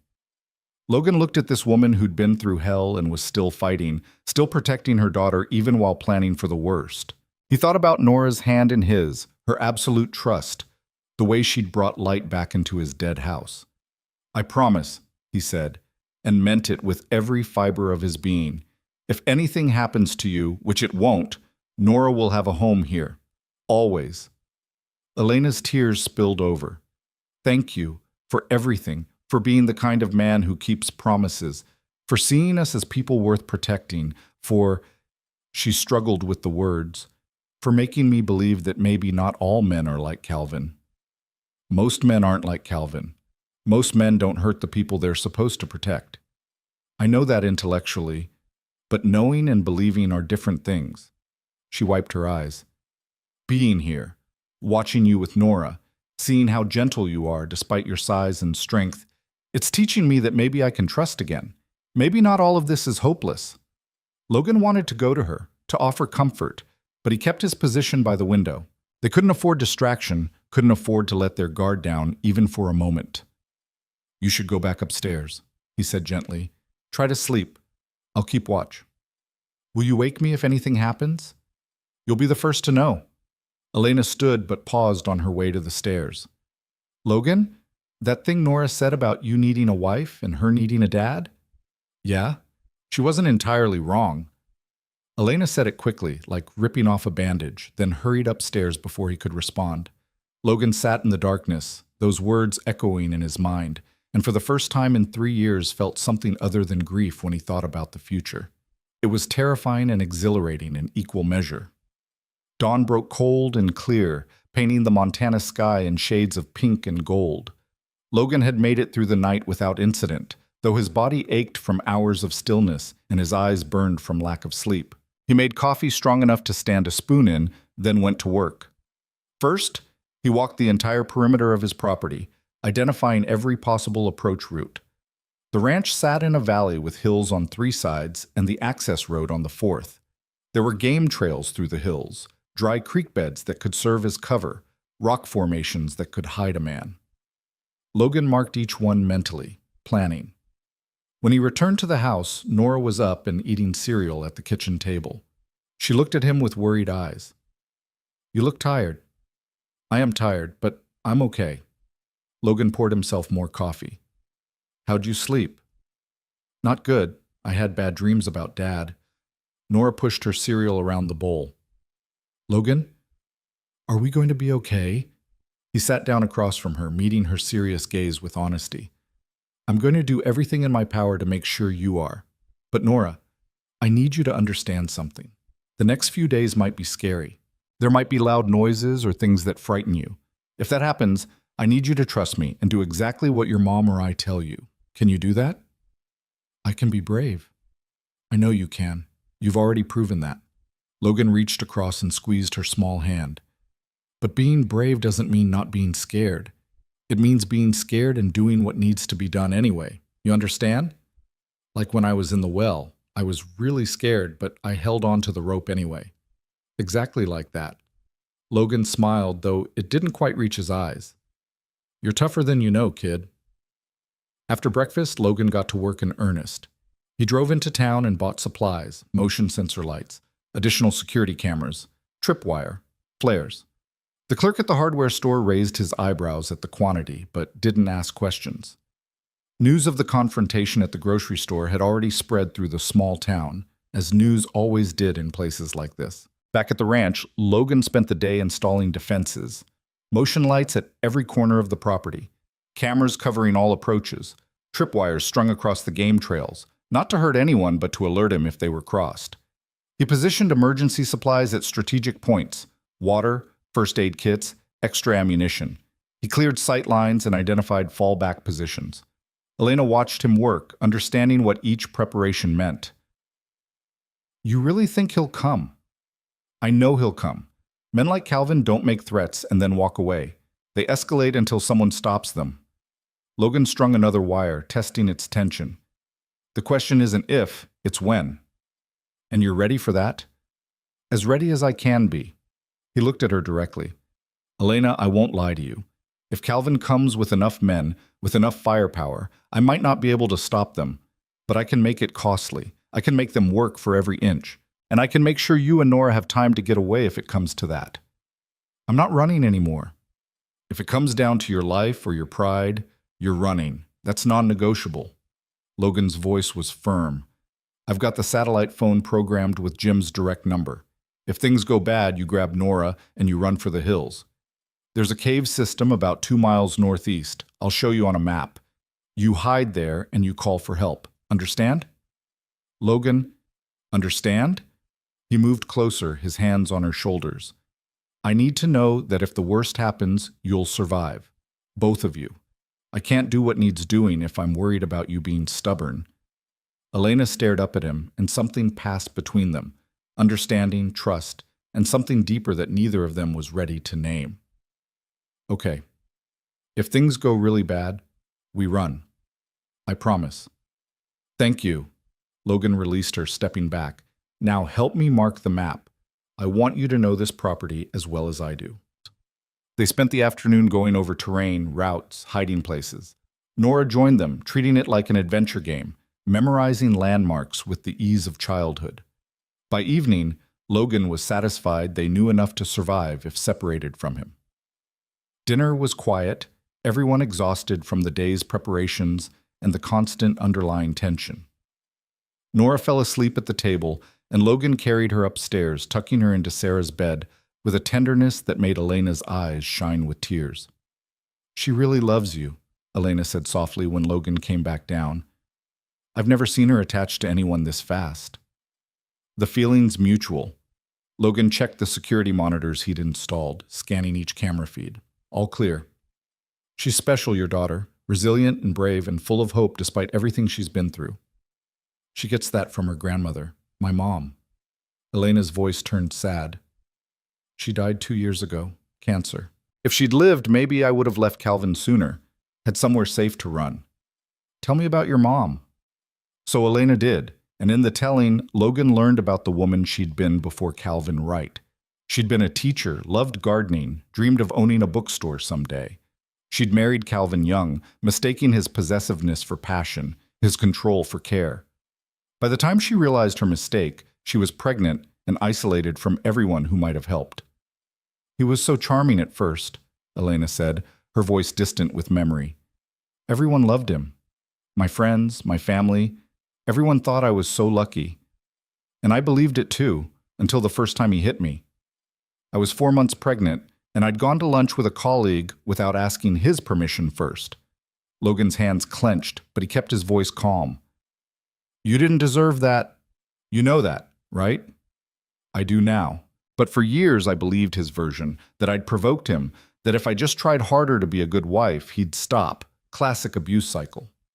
Elena laughed bitterly. I'm a smart woman, Logan. I have a college degree. I taught psychology. And I still fell for every manipulation, every excuse. That's the thing about abuse. It doesn't matter how smart you are. It gets inside your head and makes you doubt your own reality. But you got out. That takes incredible strength. It took him hurting Nora. That was the line I couldn't forgive. My own pain I could rationalize, could endure, but not hers. Elena's voice hardened. The moment I saw the bruises on her arm, I knew we had to leave or die trying, so we left. And you've been running ever since. Until now. Elena met his eyes. Until you. The weight of that statement hung between them. Logan knew what she was really saying, that for the first time in 6 months, she'd stopped running not because she couldn't continue, but because she'd found something worth staying for. Elena, he started, but was cut off by an alarm. One of the motion sensors had been triggered. Logan was moving before conscious thought, grabbing his rifle and checking the monitors. The northeast camera showed movement, a figure in dark clothing moving carefully through the trees. Then another figure. Then a third. Get Nora, Logan said, his voice deadly calm. Get her dressed and ready to run. Now! Elena didn't argue, just raced upstairs. Logan watched the monitors, counting. 3 men visible, but there could be more outside camera range. They were moving with purpose, trying to stay in shadows but not doing a particularly good job. These weren't military or law enforcement, just thugs Calvin had probably hired. The question was whether Calvin himself was with them. Logan's phone buzzed. A text from an unknown number. Come out, Hale. Let's talk like men. Or I start shooting up your pretty ranch. So Calvin was out there. Good. Better to face him directly than wonder when he'd strike. Logan texted back, touch my property and I put you in the ground. The response was immediate. Big words from 1 man against 4. Send Elena and Nora out, and I'll leave you alone. Otherwise, we're coming in. Logan's response was to turn off all the interior lights, plunging the house into darkness. He heard Elena and Nora coming down the stairs, moving carefully. Status? Elena's voice was steady, but he could hear the fear underneath. 4 men, including Calvin. They're demanding you and Nora. I declined. Logan moved to the window, rifle ready. You remember the route to the cave? Yes. Then listen carefully. I'm going out there to engage them. While they're focused on me, you take Nora and run. Don't look back. Don't wait to see what happens. Just run. Logan, no. You can't face 4 armed men alone. I'm not planning to face them. I'm planning to use terrain and surprise to my advantage. He looked at her in the darkness, wishing he could see her face clearly. Trust me, Elena. I know what I'm doing, and I need you safe more than I need you here. But a gunshot cracked through the night, and one of the front windows exploded. Nora screamed, and Elena pulled her down to the floor. Logan returned fire immediately, aiming for the muzzle flash. He heard a cry of pain, at least a graze, maybe more. They're not here to talk, Logan said grimly. They're here to kill me and take you, so we're doing this my way. Elena, go, now, out the back door, and run. I can't leave you. You can, and you will. For Nora, for me. Because if you stay, I'll be too worried about you to do what needs doing.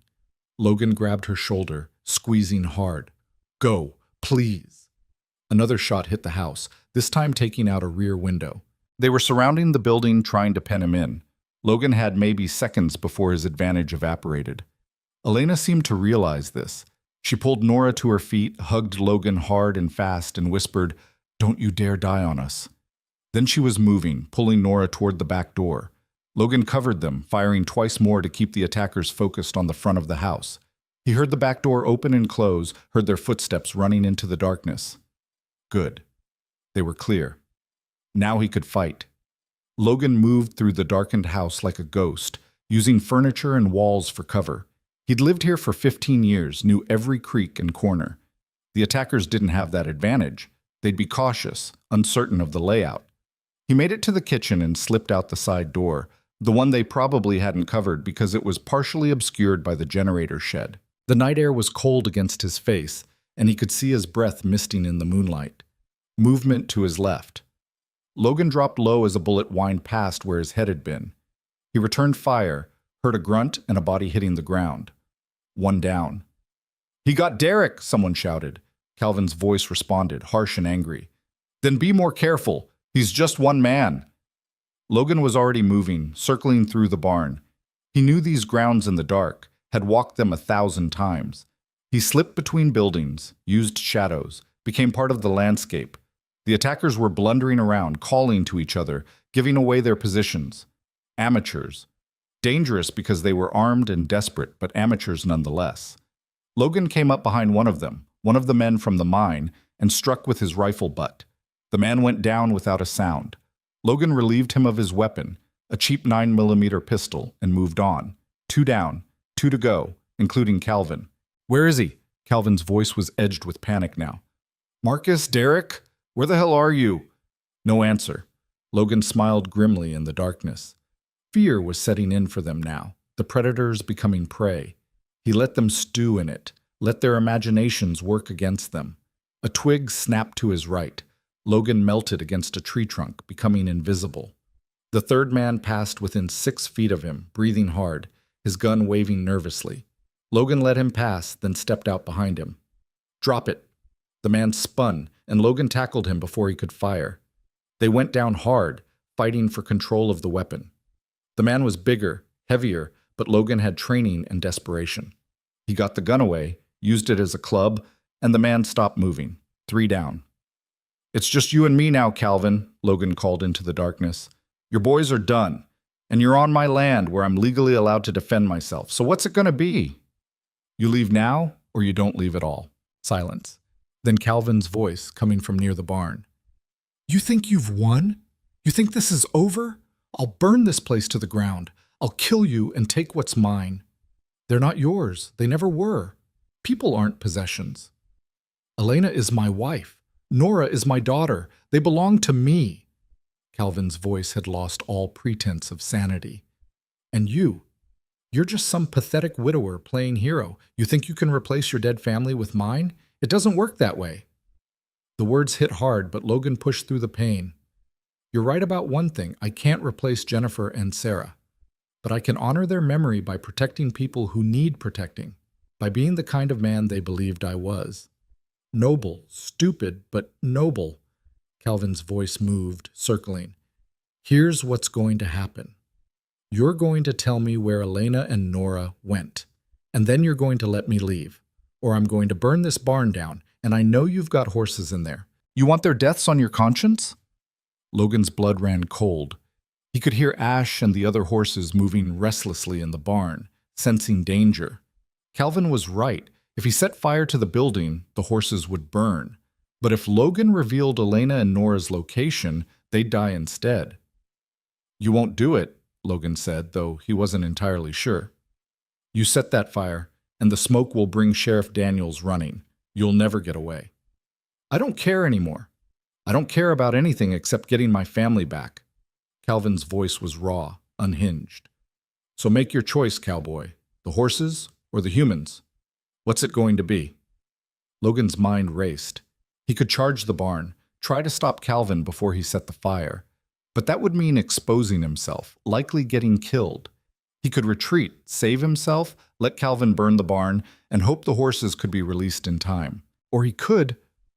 The decision was taken from him when flames suddenly blossomed in the barn's far corner. Calvin had brought gasoline, had already poured it, had just been waiting for the right moment. The fire caught fast, feeding on old dry wood. The horses screamed. Logan didn't think. He ran for the barn, threw open the main doors, and started releasing horses from their stalls. They bolted past him, terrified by the flames and smoke. Ash was last, the big gray rearing and fighting the halter. Logan got it off, slapped the horse's rump, and Ash thundered out into the night. That's when Calvin hit him from behind. They went down together, rolling through straw and smoke. Calvin had a knife, was trying to drive it into Logan's ribs. Logan blocked, twisted, got a knee up into Calvin's gut. They broke apart, both scrambling to their feet, circling in the burning barn. "You ruined everything," Calvin screamed. "She was finally broken, finally ready to submit, and you gave her hope again. I'll kill you for that." "Then come try." Logan's voice was cold, lethal. He'd left his rifle outside, had nothing but his hands. But that was enough. Calvin charged. Logan sidestepped, used the man's momentum against him, drove him face first into a support post. Calvin's nose broke with an audible crack, blood pouring. But he spun back, slashing with the knife, opening a cut on Logan's forearm. The pain was distant, unimportant. Logan grabbed Calvin's wrist, twisted until he heard bones crack, and the knife fell. Then he hit Calvin, once, twice, 3 times, putting all his fear and rage and protective fury into the blows. Calvin went down and didn't get up. Logan stood over him, breathing hard, blood running down his arm. The barn was fully ablaze now, the heat intense. He grabbed Calvin's collar and dragged him out into the cold night air, away from the flames. Sheriff Daniels arrived 10 minutes later, 3 cruisers screaming up the drive with lights and sirens. Jim took one look at the burning barn, the 3 unconscious men zip-tied near the house, and Calvin Wright's broken form on the ground, and shook his head. "You've had a hell of a night." "You could say that?" Logan was sitting on the ground now, suddenly exhausted. His arm was bleeding steadily, and he was pretty sure he had cracked ribs from Calvin's initial tackle. "They came to kill me and take Elena and Nora. I defended my property." "So I see." Jim crouched beside him. "Where are the women?" "Safe. Hidden. I'll call them back once this is cleaned up." Paramedics arrived, started treating wounds. Calvin Wright was loaded into an ambulance under armed guard, his face a ruin, his wrist bent at an unnatural angle. The other 3 men were arrested, read their rights, taken away. The barn burned. The fire department came, but there was nothing to be saved. Logan watched it collapse, taking with it a structure his grandfather had built, thinking about the price of protection and whether it was worth it. Then he thought about Nora's laugh and Elena's tears and the way they'd made his dead house feel like a home again, and he knew the answer. Some things were worth any price. As dawn broke over the smoldering ruins, Logan pulled out his satellite phone and made the call. "Elena, it's over. Come home." Elena and Nora appeared on the ridge just as the sun cleared the eastern hills, 2 silhouettes against the golden light. Logan watched them descend, his injured arm bandaged but still throbbing, his body aching from the fight, but his heart somehow lighter than it had been in years. Nora broke into a run when she saw him, her small legs churning across the uneven ground. "Logan! Logan, you're okay!" He caught her with his good arm, lifting her despite the protest from his ribs. She wrapped herself around him like a vine, sobbing into his shoulder. "I thought he was going to kill you," she choked out. "I thought we'd never see you again." "Takes more than that to get rid of me." Logan's voice was rough with emotion. He looked over Nora's head to Elena, who had stopped a few feet away, staring at the smoking ruins of the barn. Her face was pale, shocked. "Your barn," she whispered. "He burned your barn." "Wood and nails can be rebuilt." Well, Logan set Nora down gently, then moved to Elena. "You're safe. That's what matters. But you lost everything in there, your grandfather's work, and it's my fault if we hadn't—" "Stop." Logan took her face in his hands, forcing her to meet his eyes. "None of this is your fault. Calvin made his choices. I made mine, and I'd make the same choices again in a heartbeat." Elena's tears spilled over. "You could have died." "But I didn't. We're all here. We're all safe. That's what matters." He pulled her close, and she collapsed against him, her whole body shaking with relief and delayed shock. Over her head, Logan saw Sheriff Daniels approaching, his expression carefully neutral. "We need statements," Jim said quietly. "But they can wait a few hours. Get yourselves cleaned up, get some rest. I'll come back this afternoon." "What about Calvin?" Elena's voice was muffled against Logan's chest. "In custody at the hospital, under armed guard. Multiple charges. attempted murder, arson, assault, criminal trespass, violating a restraining order. With the physical evidence and multiple witnesses, the DA says he's looking at 20 to 30 years minimum. He's not going to hurt you again, Ms. Wright. That's a promise. Elena sagged, and Logan tightened his hold. What about the other three? Hired muscle from out of state. They're talking, trying to cut deals. Seems Calvin promised them $5,000 each to help him retrieve his property. They're looking at accomplice charges for everything Calvin did. Jim shook his head. Stupid men making stupid choices for money. Tale as old as time. After Jim left, Logan guided Elena and Nora into the house. The interior was damaged, bullet holes in walls, broken windows, smoke damage, but structurally sound. Fixable. He settled them in the living room while he made coffee with shaking hands, the adrenaline finally wearing off and leaving him hollow. You're hurt worse than you're saying, Elena observed, watching him favor his ribs. Couple of cracked ribs, maybe. I've had worse. Logan brought her coffee, then collapsed into his chair with a groan he couldn't quite suppress. I'll live. You need to see a doctor. Later. Right now I just need to sit here and remember that we won. Logan closed his eyes, exhaustion crashing over him like a wave. Elena, there's something you should know. When Calvin was burning the barn, he gave me a choice. Tell him where you were or let the horses burn. I chose the horses. I know you did, and you were right to. Was I? Logan opened his eyes, looking at her directly. Because in that moment, all I could think was that I'd rather die than betray you and Nora. And that's when I realized something. This isn't just about protection anymore. This isn't just about redemption or second chances or any of the things I told myself at the beginning. Elena had gone very still. What is it about? Logan took a breath, knowing he was about to step off a cliff with no guarantee of landing safely.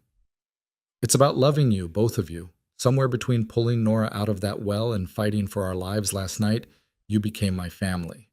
Not a substitute for what I lost, but something new. Something precious in its own right. The silence stretched. Nora, who'd been half asleep against her mother, suddenly looked very awake and alert. Elena's expression was unreadable. Logan, she said finally, her voice careful. We've known each other less than a month. I know. You could be confusing gratitude with love. I could be confusing safety with love. We're both traumatized and exhausted and not thinking clearly. Maybe. Logan's voice was steady despite his racing heart. Or maybe when you go through hell with someone, when you trust them with everything you are, and they don't break that trust, you learn more about them in weeks than you would in years of normal life. I know you, Elena. I know your strength, your courage, the way you'd sacrifice anything for your daughter. I know how you take your coffee, and that you hum when you're cooking, and that you still flinch at loud noises, and I love all of it. Elena was crying again, but this time it was different. I don't know how to do this, how to trust a man again, how to believe that you won't become Calvin, Logan finished. I won't, because I've seen what that kind of control does to people. I've seen what you've survived, and I would rather cut off my own arm than ever make you afraid of me. He paused, then added, but I'm not asking you to trust me completely right now. I'm just asking you to stay. Give this, us, a chance to grow into something real. No pressure, no expectations, just time and honesty and seeing where it leads. Nora, who'd been watching this exchange with rapt attention, suddenly spoke up. I told you that you needed a wife and I needed a dad. I was right, wasn't I? Despite the heavy emotion, Logan laughed. Kid, you might be the wisest person I've ever met. I know, Nora said it with complete seriousness. So are you going to kiss now? Because you really should. Nora! Elena was torn between laughter and tears. That's not how... We can't just... But Logan was already moving, crossing the space between them, giving Elena every opportunity to pull away. She didn't. When his lips met hers, it was gentle, tentative, a question more than a demand. She answered by leaning into him, her hand coming up to rest against his chest, feeling his heartbeat. When they broke apart, Nora was grinning like she'd just won the lottery. Finally, okay, so when's the wedding? There's no... Elena sputtered, her face flushed. Nora, sweetie, Adults don't just get married because they kissed once. Why not? You love him. He loves you. I love both of you. That's what families do. They love each other and they stay together. Nora's logic was unassailable in its childish simplicity. Right, Logan? Logan looked at this fierce little girl who'd turned his world upside down, then at her mother who'd taught him that his heart could still beat for more than just survival. Right, he agreed. But your mom's also right. There's no rush. We've got time to figure things out. How much time? Nora pressed. However much we need. Elena pulled her daughter close, then reached out to take Logan's hand. But we'll figure it out together, as a family. The word hung in the air, precious and powerful. Logan squeezed Elena's hand, feeling the rightness of it settle into his bones. The weeks that followed were chaotic in the best possible way. Logan's statement to the sheriff took hours, detailing every moment of the attack in his defense. The physical evidence supported his version completely. Calvin and his hired men had come armed and with clear intent to harm. The DA assured them that the charges would stick, that Calvin Wright wouldn't see freedom for decades. Elena filed for full custody of Nora, with Logan providing a sworn statement about Calvin's violence and the attack on the ranch. Her lawyer, paid for by the fund the town had surprisingly started after news of the attack spread, was confident the case was airtight. The town itself rallied in ways Logan hadn't expected. Neighbors he'd barely spoken to in 3 years appeared with tools and lumber to help rebuild the barn. The hardware store owner offered supplies at cost. The diner sent over meals for a week straight. People who'd respected his grief and isolation before now saw his protection of Elena and Nora as something worthy of support. Small-town life, Elena said, watching a crew of volunteers frame the new barn. They take care of their own. Are we their own now? Nora asked, passing nails to one of the workers with serious concentration. Seems like it, Logan answered. He was still healing, ribs taped, arms stitched and bandaged, but he refused to sit idle while others did the work. You okay with that? Staying here permanently? Nora didn't hesitate. This is home. Your home. Why would we leave? It was that simple for her. Logan wished adult emotions could be as straightforward. Elena's feelings were more complicated, though she was opening up more each day. They talked late into the night, learning each other's histories, fears, hopes. She told him about the early days with Calvin, about the slow erosion of her self-worth, about the shame of staying as long as she had. Logan listened without judgment, sharing his own story of grief and guilt, of the years he'd wasted in isolation. We're both pretty damaged, Elena observed one night, sitting with him on the porch swing he'd finally repaired. Nora was asleep inside, exhausted from a day of helping with reconstruction. Maybe that's why this works, Logan said. We understand each other's scars. Do you think that's enough? Understanding? I think it's a start. Logan put his arm around her shoulders, and she nestled against him with increasing comfort. The rest, trust, love, building something permanent, that takes time. But we've got time now. No one's chasing us. No one's threatening us. We can take this as slow as we need. And if I'm never completely healed, if I always flinch at raised voices or have nightmares about Calvin, then I'll be patient with your flinches and hold you through your nightmares. Logan kissed the top of her head. Elena, I'm not expecting you to be perfect or completely recovered. I'm just expecting you to be honest about where you are and what you need. That's all any relationship requires. She tilted her face up to his. When did you get so wise about relationships? I had a good teacher. My wife, Jennifer. She always said that love wasn't about finding someone perfect. It was about finding someone whose imperfections you could live with and who could live with yours. Logan's voice was gentle with memory. She'd like you, I think. Would be glad I found someone to care about again. Tell me about her, Elena asked. Really tell me. I want to know.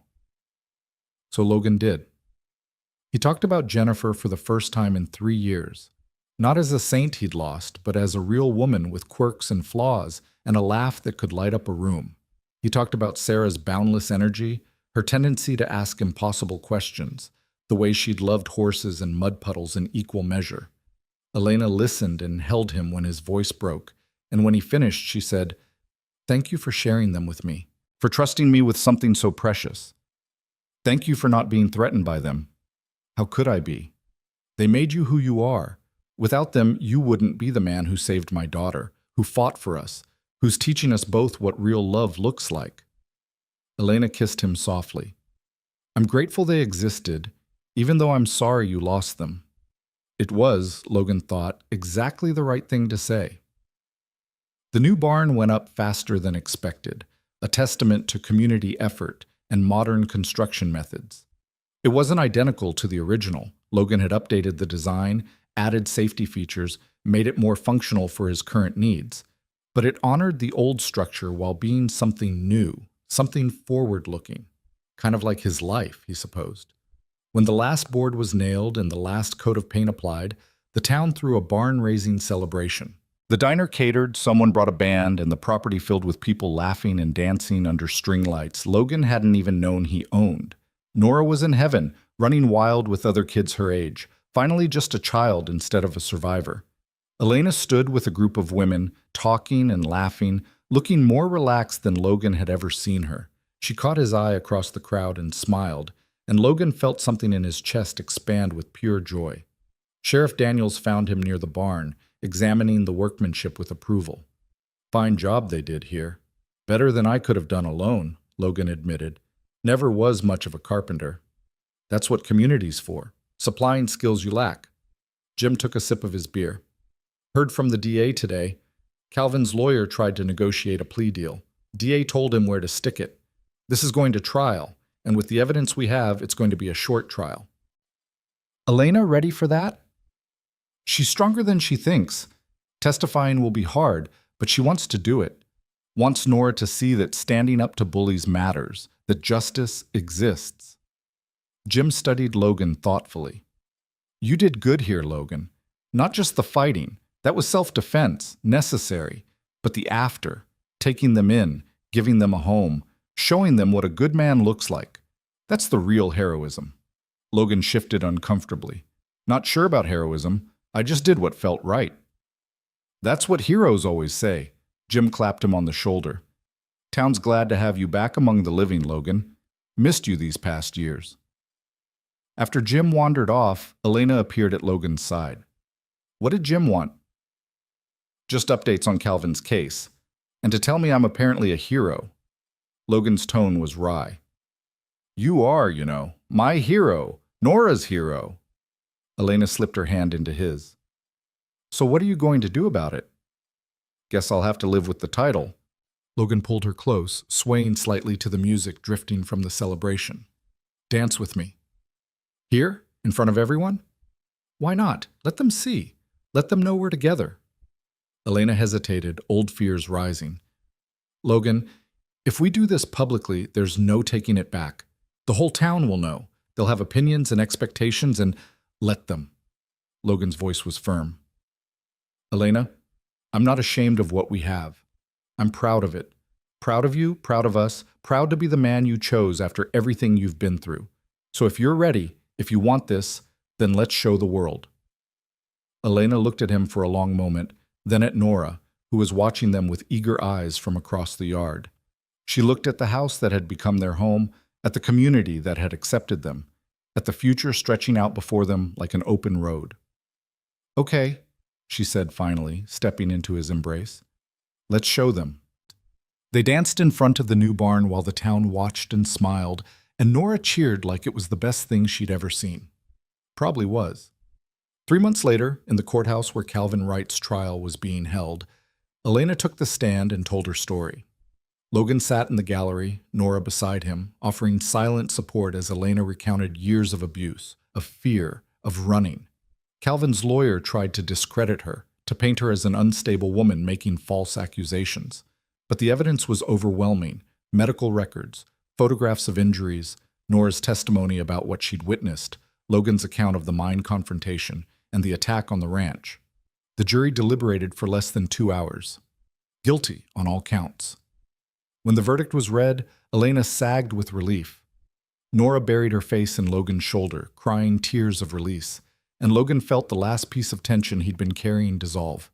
It was really over. Calvin Wright would spend decades behind bars, and Elena and Nora were truly free. Outside the courthouse, Elena was mobbed by her lawyer, by victims' advocates, by reporters wanting her story. She handled it all with grace, making a brief statement about survival and hope, and the importance of leaving abusive situations. But when she finished, she pushed through the crowd to Logan and Nora, and the three of them held each other while cameras flashed and questions were shouted. "Can we go home now?" Nora asked. "I want to see Ash." "Yeah, sweetheart," Logan said, his voice thick. "Let's go home." They drove back to the ranch in comfortable silence, each processing the day in their own way. When they pulled up to the house, freshly painted now, with flowers Elena had planted blooming in beds around the porch, Logan felt a peace he hadn't known in years. This was home. Not just a building, not just a piece of land, but the people in it and the life they were building together. That night, after Nora was asleep, Logan found Elena in the kitchen making tea. She looked exhausted but lighter, like a burden she'd carried for years had finally been lifted. "How are you feeling?" he asked, pulling her into his arms. "Free." She said it with wonder. "For the first time in 6 years, I actually feel free. He can't hurt us anymore. Can't chase us, can't control us. We're really, truly free." "So what do you want to do with that freedom?" Elena pulled back enough to look up at him. "I want to build a life, a real life, not just survival. I want Nora to go to school and make friends. I want to plant that garden we talked about. I want to—" She hesitated, then pushed forward. "I want to marry you, if you're still interested." Logan's heart stopped, then started again at double speed. "Are you proposing to me?" "I guess I am. Is that weird? Should you be proposing to me?" "I don't care who proposes to whom. I just care about the answer." Logan cupped her face in his hands. "Elena Wright, will you marry me? Will you let me be Nora's father, legally and officially? Will you build this life with me, permanently?" "Yes." She was crying and laughing simultaneously. Yes to all of it, 1,000 times yes. They kissed in the kitchen, where Logan had once stood alone, where grief had been his only companion, where he'd believed his life was effectively over. Now that kitchen was full of Elena's presence, of Nora's artwork on the refrigerator, of the smell of cookies Elena had baked that afternoon. It was full of life. "Should we tell Nora?" Elena asked when they finally broke apart. "She'll be insufferable. We'll claim she orchestrated the whole thing." "She kind of did, though," Elena laughed. "When she told you that first day that you needed a wife and she needed a dad, she set all of this in motion. Smart kid, takes after her mother." They told Nora the next morning over breakfast. Her reaction was predictably ecstatic, involving jumping, screaming, and a detailed interrogation about wedding plans that neither adult was prepared for. "Can I be the flower girl? Can Ash be in the wedding? Can we have cake? Will I get to call Logan Dad?" The questions tumbled out faster than they could answer. "Yes, probably not. Definitely yes." And Elena looked at Logan, suddenly uncertain. "That's up to Logan." Logan crouched down to Nora's level, meeting her serious dark eyes. "I would be honored if you called me Dad, but only if you're comfortable with it. There's no pressure." "Can I try it out?" Nora asked, "to see how it feels?" "Of course." Nora took a deep breath, then said carefully, Dad, can I have more juice?" She grinned. "I like it. It feels right. Okay, you're Dad now." Logan had to turn away for a moment, overcome. Jennifer and Sarah were gone, would always be gone, and nothing would ever replace them. But this, being chosen by this brave little girl who'd survived so much, was its own precious gift. A different kind of love, but love nonetheless. The wedding was small, held on the ranch under open Montana sky with the community as witnesses. Nora did serve as flower girl, scattering petals with theatrical flair. Ash, despite Nora's lobbying, was not in the ceremony but watched from the corral with patient interest. Sheriff Daniels gave Elena away, having become something of a father figure to her over the months. Logan's hands shook as he slipped the ring on her finger, still amazed that this was real, that he got to have this second chance. When the minister said he could kiss his bride, Logan did so thoroughly, to Nora's delighted cheers and the crowd's applause. And when he pulled back, Elena whispered, "Thank you for finding us, for saving us. Thank you for letting me." Logan replied. You saved me right back. The reception was lively, filled with music and laughter and the warmth of community celebration. At one point, Logan found himself standing with Jim, watching Elena dance with Nora. Never thought I'd see you smile like that again, Jim observed. After Jennifer and Sarah, thought you were done with happiness. So did I. Logan's eyes tracked his new family. Turns out happiness isn't something you find once and lose forever. It's something you can build again, differently, but just as real. Profound for a cowboy. Learned it from a 6-year-old who proposed on my behalf, Logan grinned. Kids are smarter than we give them credit for. As the sun set over the Montana hills, painting the sky in brilliant shades of orange and purple, Logan stood with his arms around Elena while Nora spun in circles nearby, laughing at nothing and everything. The barn stood solid and new, a symbol of what could be rebuilt after destruction. The house glowed with warm light, windows open to let in the summer evening, no longer a tomb, but a home. 3 people who'd been lost, 1 to grief, 2 to fear, had found each other in the most unlikely circumstances. They'd survived violence and threat and the darkness of their pasts. And they'd chosen each other, deliberately and completely, building something fragile and fierce and fundamentally unbreakable. A month after the wedding, Elena discovered she was pregnant.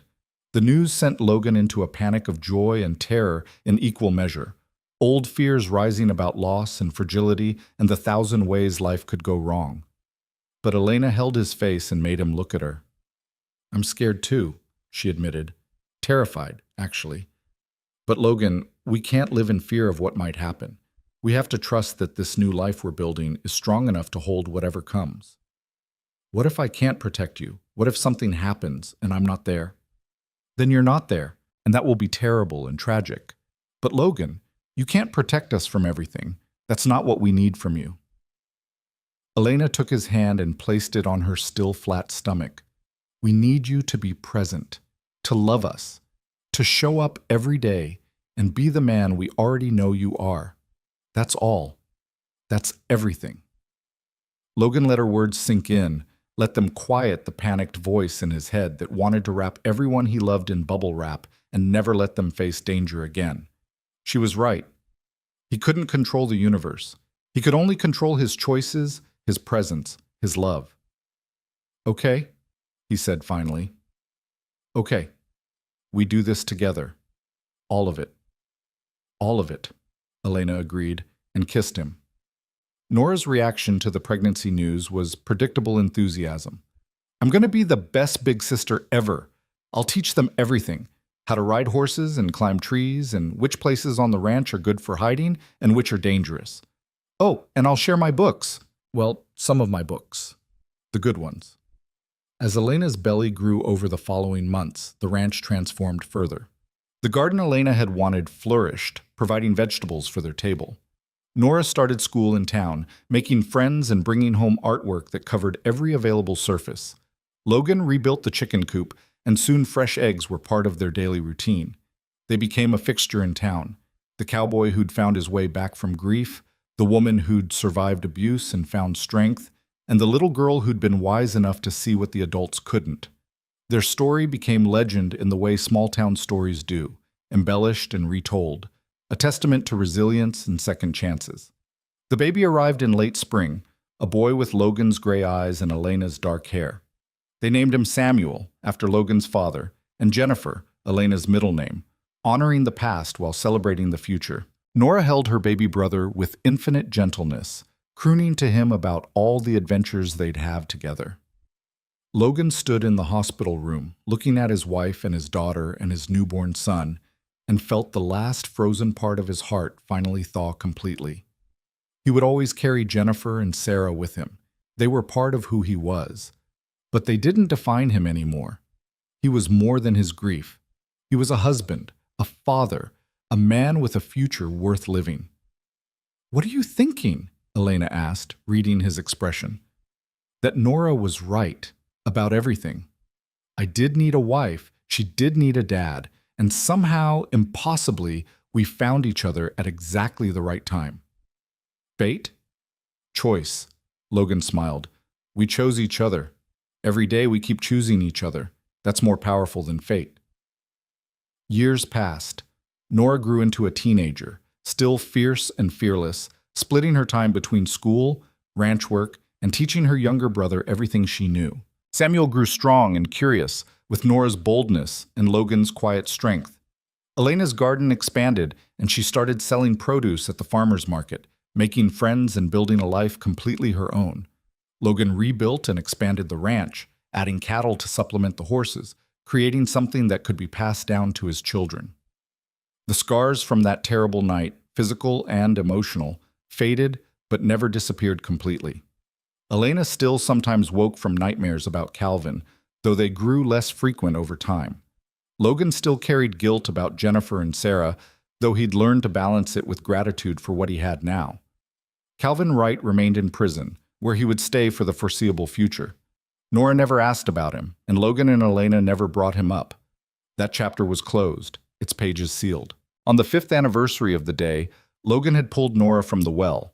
They held a family picnic on the ridge where he'd first heard her cries for help. Nora was 12 now, all gangly limbs and growing confidence. Samuel was 4, chasing butterflies through the tall grass. Elena sat beside Logan on a blanket, her hand in his, both of them watching their children play. "Do you remember what I asked you that day?" Nora called over, having apparently been thinking about the same anniversary. "In the well?" "How could I forget?" Logan called back. "You proposed marriage on behalf of your mother before I'd even gotten you out of the hole."